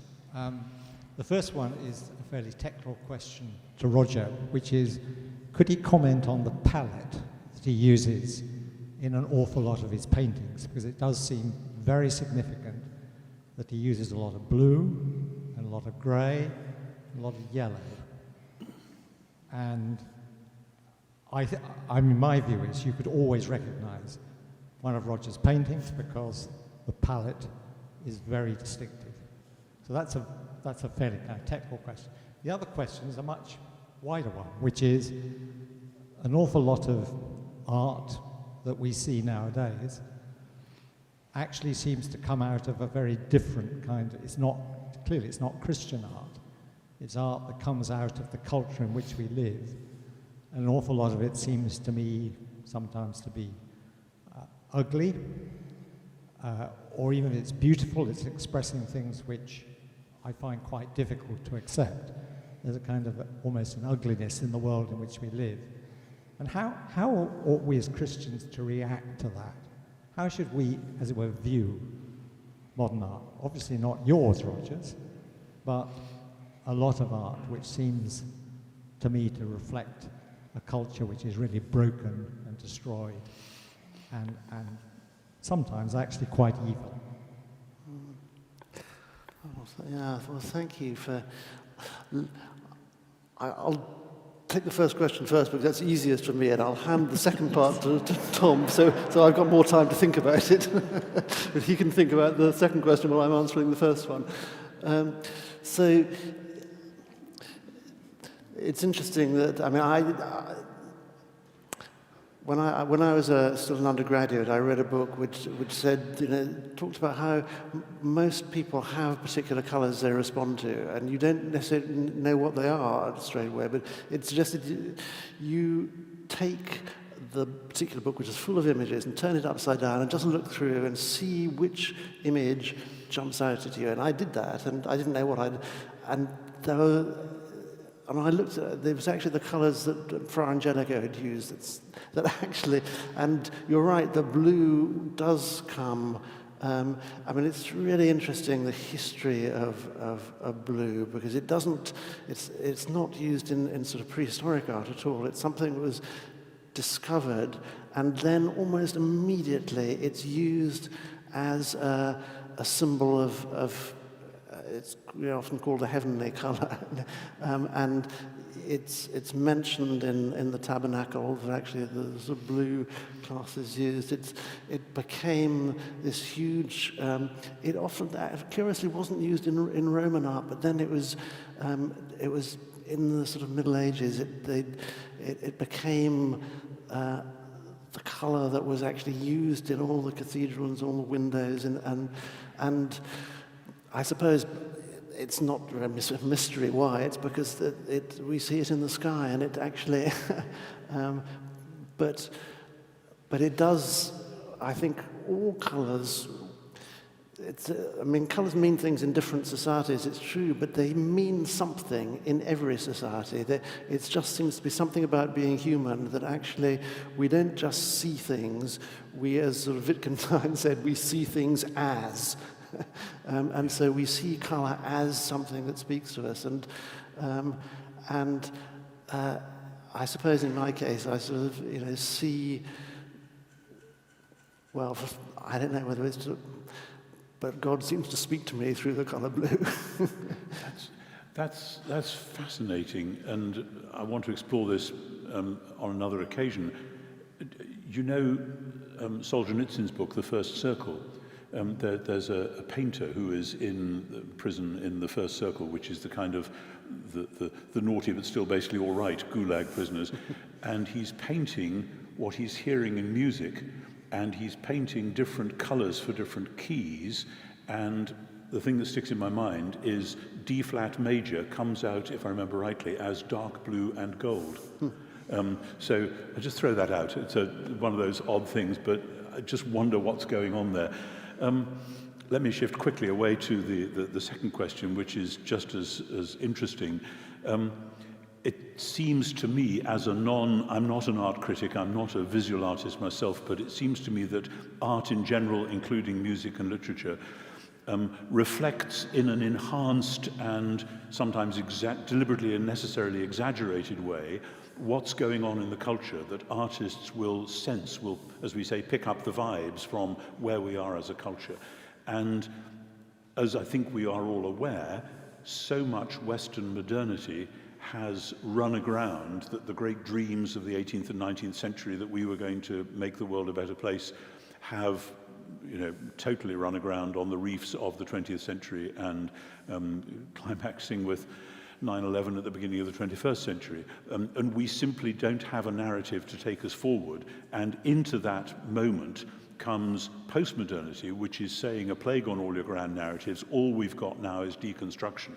And in a sense, if an artist is telling me that, I think the artist is speaking truly to remind me of where we are culturally and to rebuke the modernist arrogance that thinks that by our own technology or science or whatever, we are actually going to solve all the problems. But of course, from a Christian point of view, it's no good just preaching the doctrine of the fall. You've got to preach the doctrine of redemption. And so if the artist is telling me about the fall, I may well say, thank you for reminding me of that. Now, is there anyone who can tell me the story which comes after that? Because the Christian story isn't to deny the evil and the horror and the shame and tragedy of the world. The Christian story is to talk about the God who comes to the middle of that story to take its full force on himself, which obviously we see vividly in Roger's paintings. And so, in a sense, I want to look at a larger world in which such things may be a true reflection of where we really are.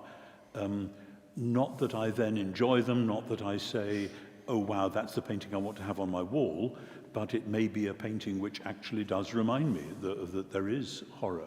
I mean, again, I revert back to musical type. Think of Holst's Planets, which starts with Mars, the bringer of war. That's not something I want to have played at my funeral or whatever, but Venus of Peace, that one might.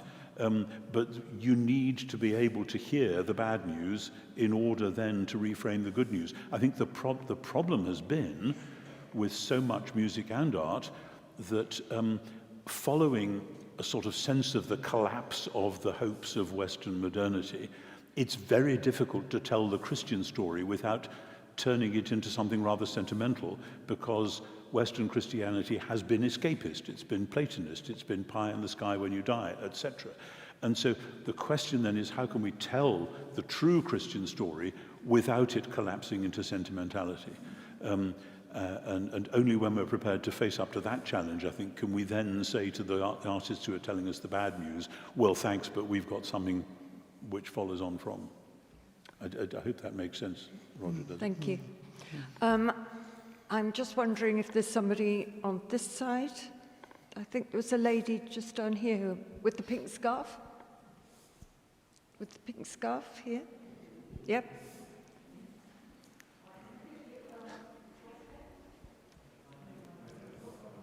Oh. Sorry, could you possibly take your mask off whilst you ask the question? Yes. Thank you. This is for Roger. Quite a few of us were intrigued by your story of the master painter, Peter, I think it was, who, part destroyed, scrawled on your precious, carefully drawn artwork. What do you think he was trying to teach you? And if you've learned anything from it, and if you have applied what you thought that you'd learned from. I'm asking this because I suspect, for example, that in children's art, for example, spontaneity and speed is important in both text writing and illustration, because if you spend too long a time working on something, it becomes, especially for children's, it becomes labored and doesn't work. So I'm just wondering, for you, what he was trying to teach you. Thank you. Thank you. Right. So it was what Peter Green was teaching me. That was the question. Yeah. Yes, I think it very much was that. I mean, it's what, because I now sort of teach, what is that? Pre-COVID, I used to teach at the Ruskin school, and one of the things that I would that I always sort of say to people when they're sort of drawing is don't be afraid of making a mess, because people tend to, when they start drawing, they do very, very careful little things, and you do it bigger and you make a mess, because actually that's the only way that you learn to draw, because drawing is not, it's not doing the precise thing. It's doing something and getting it wrong, and then correcting it, and then correcting it, and then correcting it, and it's a continual process of correcting it and sort of seeing again. I mean, there's a sort of life lesson in that as well. But that's what I think he was sort of teaching me. Don't be imprisoned by the first thing you see, because it's the one thing you can be sure about is you've got it wrong. Sounds as if you've turned into a Peter. Well, I wish. I think Ian would like a... question you've just answered about art and art being a challenge, you've already really covered that, and I was very grateful for that. I just wonder what you feel about the role of visual art in the life of the average church, because at times it does seem as if it's sidelined to a terrific degree. We might get little drawings on a service sheet, or we might get illustrations in the Bible, or we have stained glass and so on. But in terms of invigorating and enlivening worship, what is the potential role of visual art? Well, gosh, now you're asking. I mean, it's so great if people would have the courage. Often churches. I mean, well, put it the other way around. The churches that have had the courage to sort of step out in this have.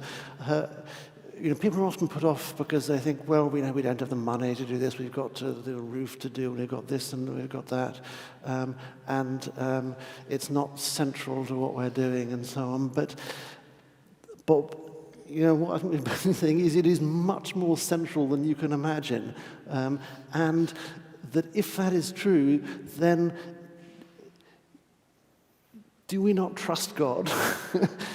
If we are doing something that He is that is in His heart, then it is extraordinary how the funds people pile in, and we found this in Italy, but I found it in all kinds of places where people get excited about what could happen.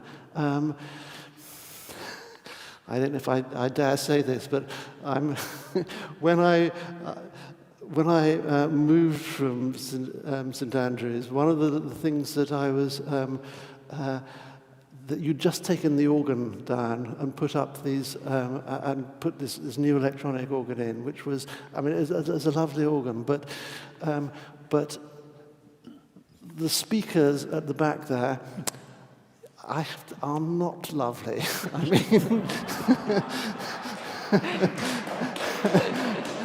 and what I'd suggested was that actually you could have a tapestry going over the whole thing that would let the sound through, but would look beautiful, and which the whole church could get involved in.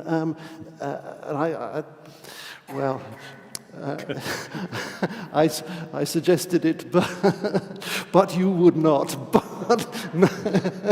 But there are so many things that churches could do, and it just, it's not something you want to impose on anyone. It's something that needs to come from the whole church, and everyone needs to get their vision, and maybe start with something small, but it could be wonderful.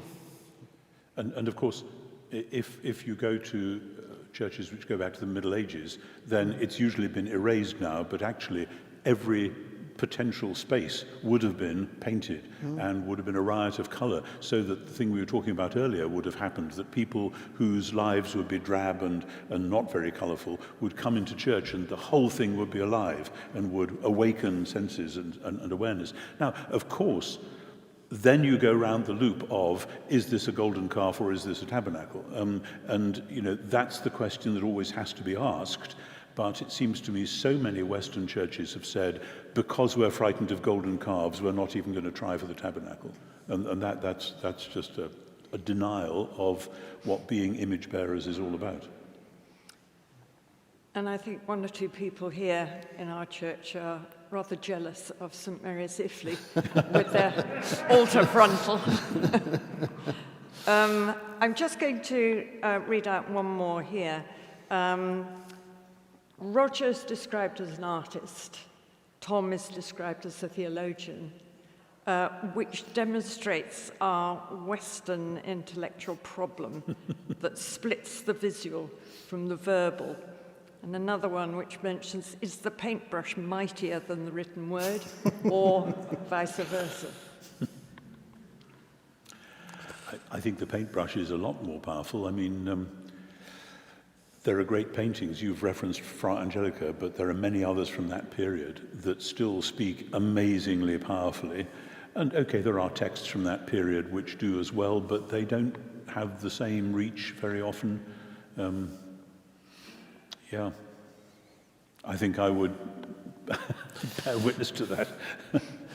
Well, yeah, I mean, I think we need both, actually, don't we? We need words, and we need images, and we need music, because we're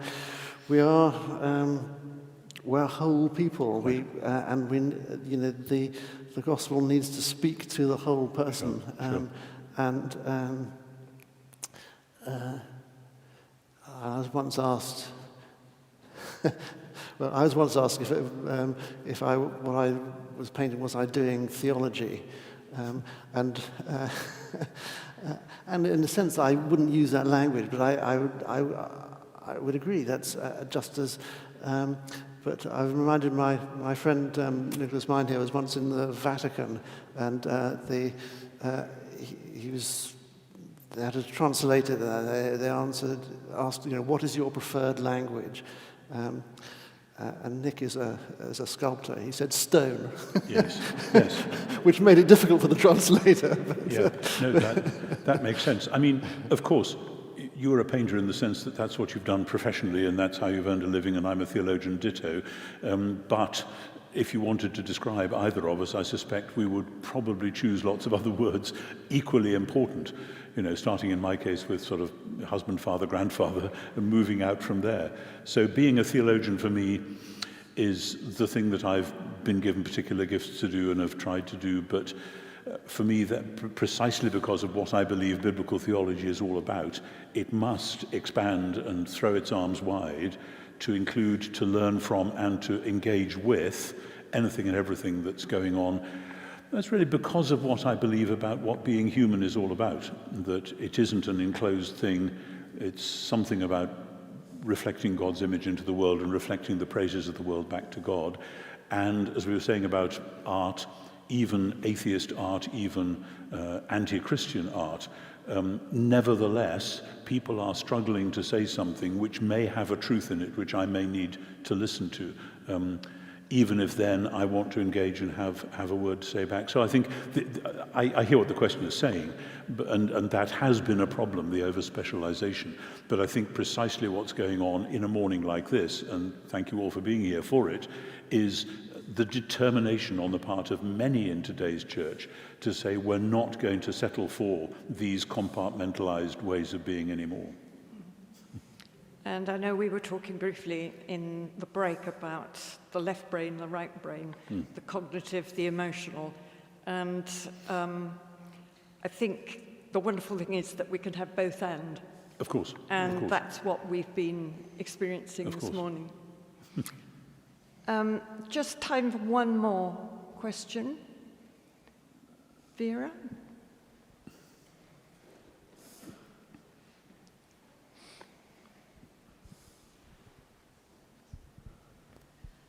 It's a comment, really. I wonder whether this morning's summed up by the vision of Liverpool's Anglican Cathedral, and that they commissioned Tracy Emin to produce her wonderful neon typography.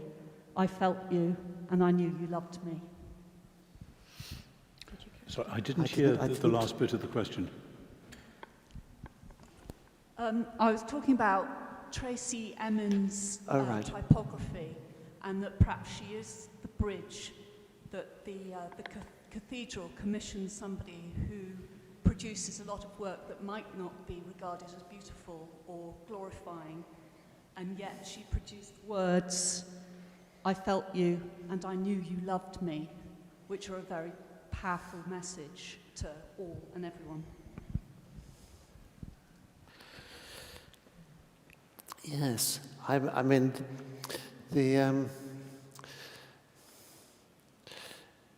it's the connection between, with the art of which Tom addressed before, between the art of the contemporary world and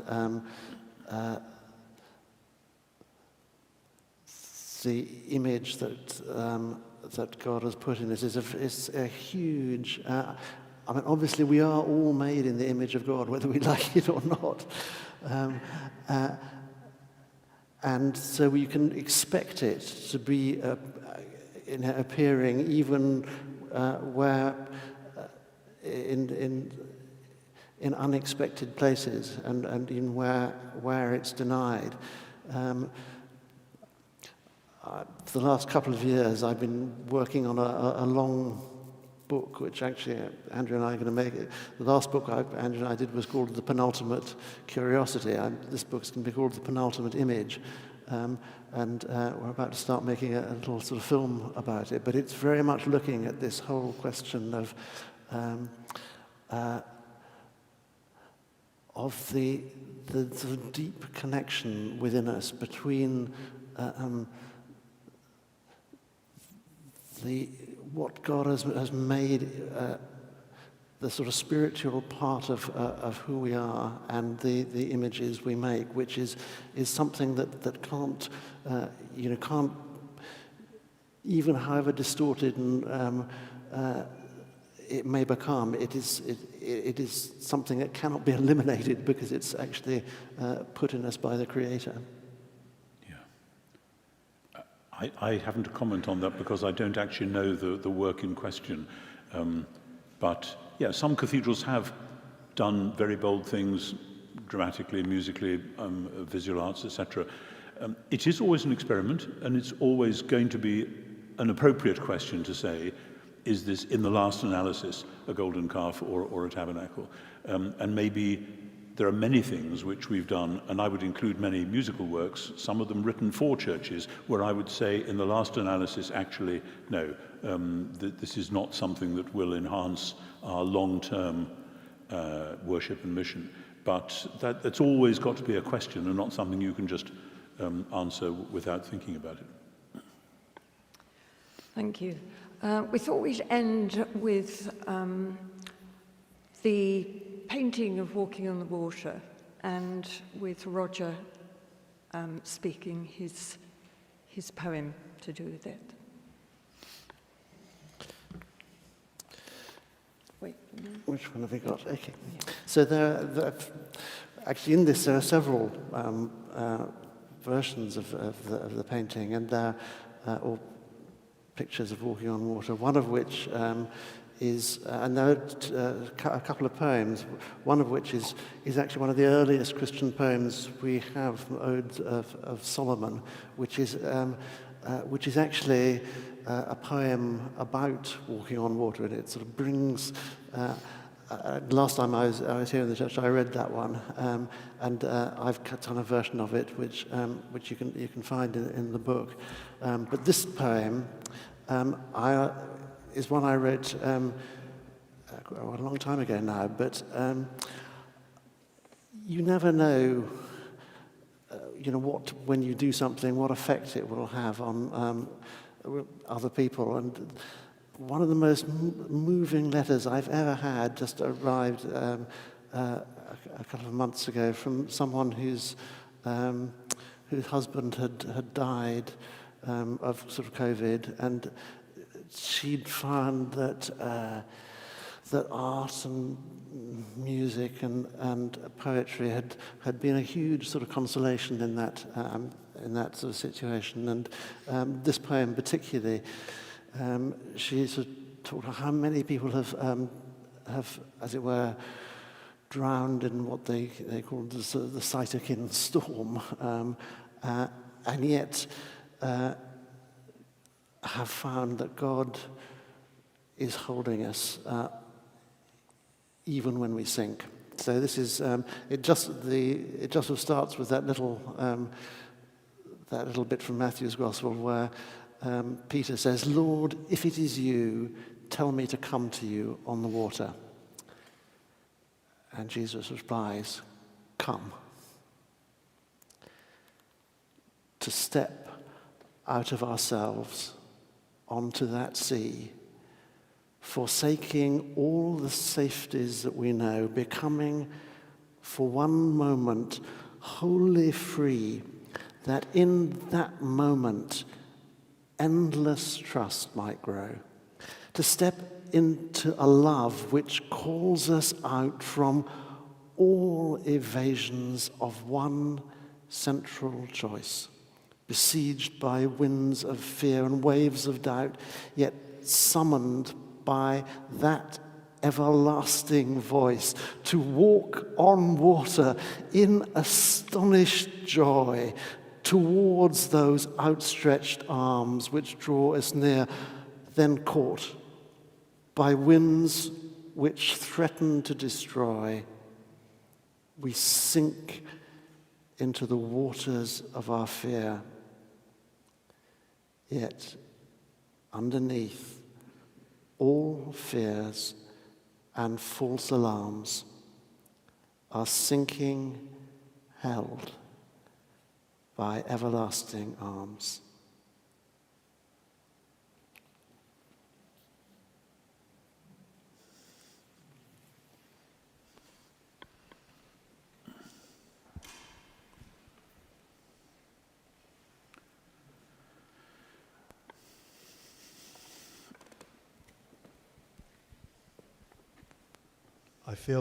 I feel like to interpose at that point is wrong, but Roger, thank you so much, both for your poem, but also for the work there. It's truly wonderful.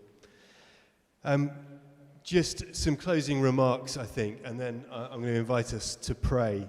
I'm so grateful for the interplay that we've had today between Tom and Roger, and for the opportunity to consider this. And what a gift to have folks such as you who are willing to come and to share your thoughts and your considered views.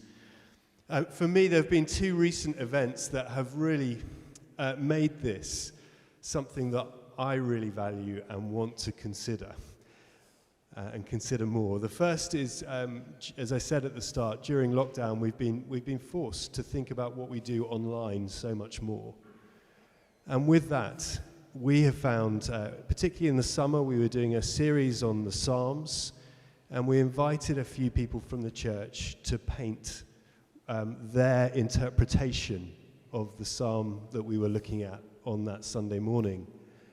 And for me, that really not only brought more of the congregation into our common worship, but it also enabled me to see those psalms in a different way.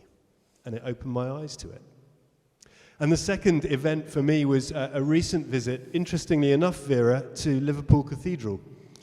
I'd never been to Liverpool Cathedral before. I walked in and was astounded by the size of the place. And also astounded by some of the artwork that was there. Yes, there was Tracy Emin's words over the door.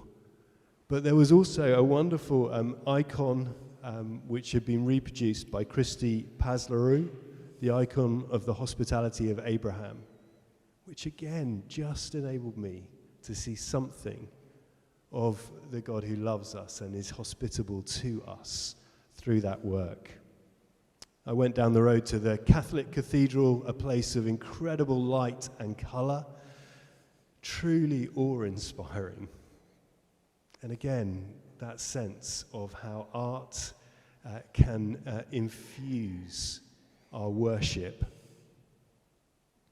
Today I feel as though we've had a treat. We've had a tour of the world as we've gone from St Mary's Iffley to Didcot Power Station, to communist Russia, to Syria, to Hong Kong.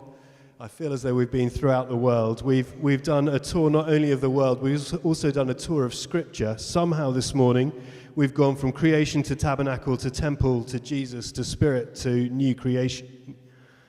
And I think we've done a tour of time as well. We've done then and there, here and now, and looked into God's future. It really has been quite inspiring. Thank you so much for the way that you have led us, Roger and Tom. Thank you so much for your participation here today, and for those of you that have joined online as well. And thank you to the Star Network for the way that you have curated this morning and worked so hard to make this happen. Can I suggest that as we think about these great themes of glory and beauty and art and justice, that we bring all this together in a short prayer.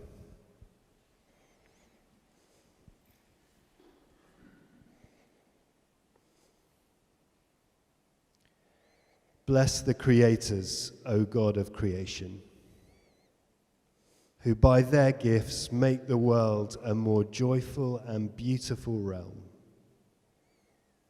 Through their labors, they teach us to see more clearly the truth around us.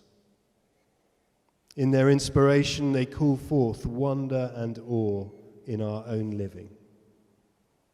In their hope and vision, they remind us that life is holy. Bless all who create in your image, O God of creation. Pour your Spirit upon them, that their hearts may sing and their works be fulfilling, for glory and for beauty. Amen. Amen. And may the blessing of God Almighty, who is Father, Son, and Holy Spirit, be with us all now and forevermore. Amen. I'm going to pass back just very briefly to Rachel, who's got some closing words, I believe. I think this is the time. I think this is the time if you'd like to applaud our speakers.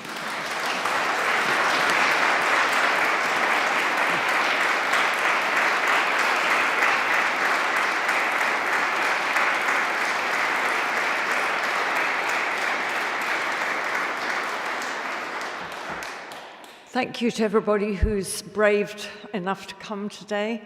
Thank you for all those people who've been live streaming, and we wish you well for the rest of the day. Meanwhile, as you leave, if you wouldn't mind leaving your name badge, and if you've been given an evaluation sheet, perhaps you could fill that in as well and leave it. So, if there's anybody live streaming who would like to give a donation towards this morning, you'll find ways of doing that through the website. But thank you, everybody else, for coming and sharing with us this morning. So we'll say goodbye now. Goodbye.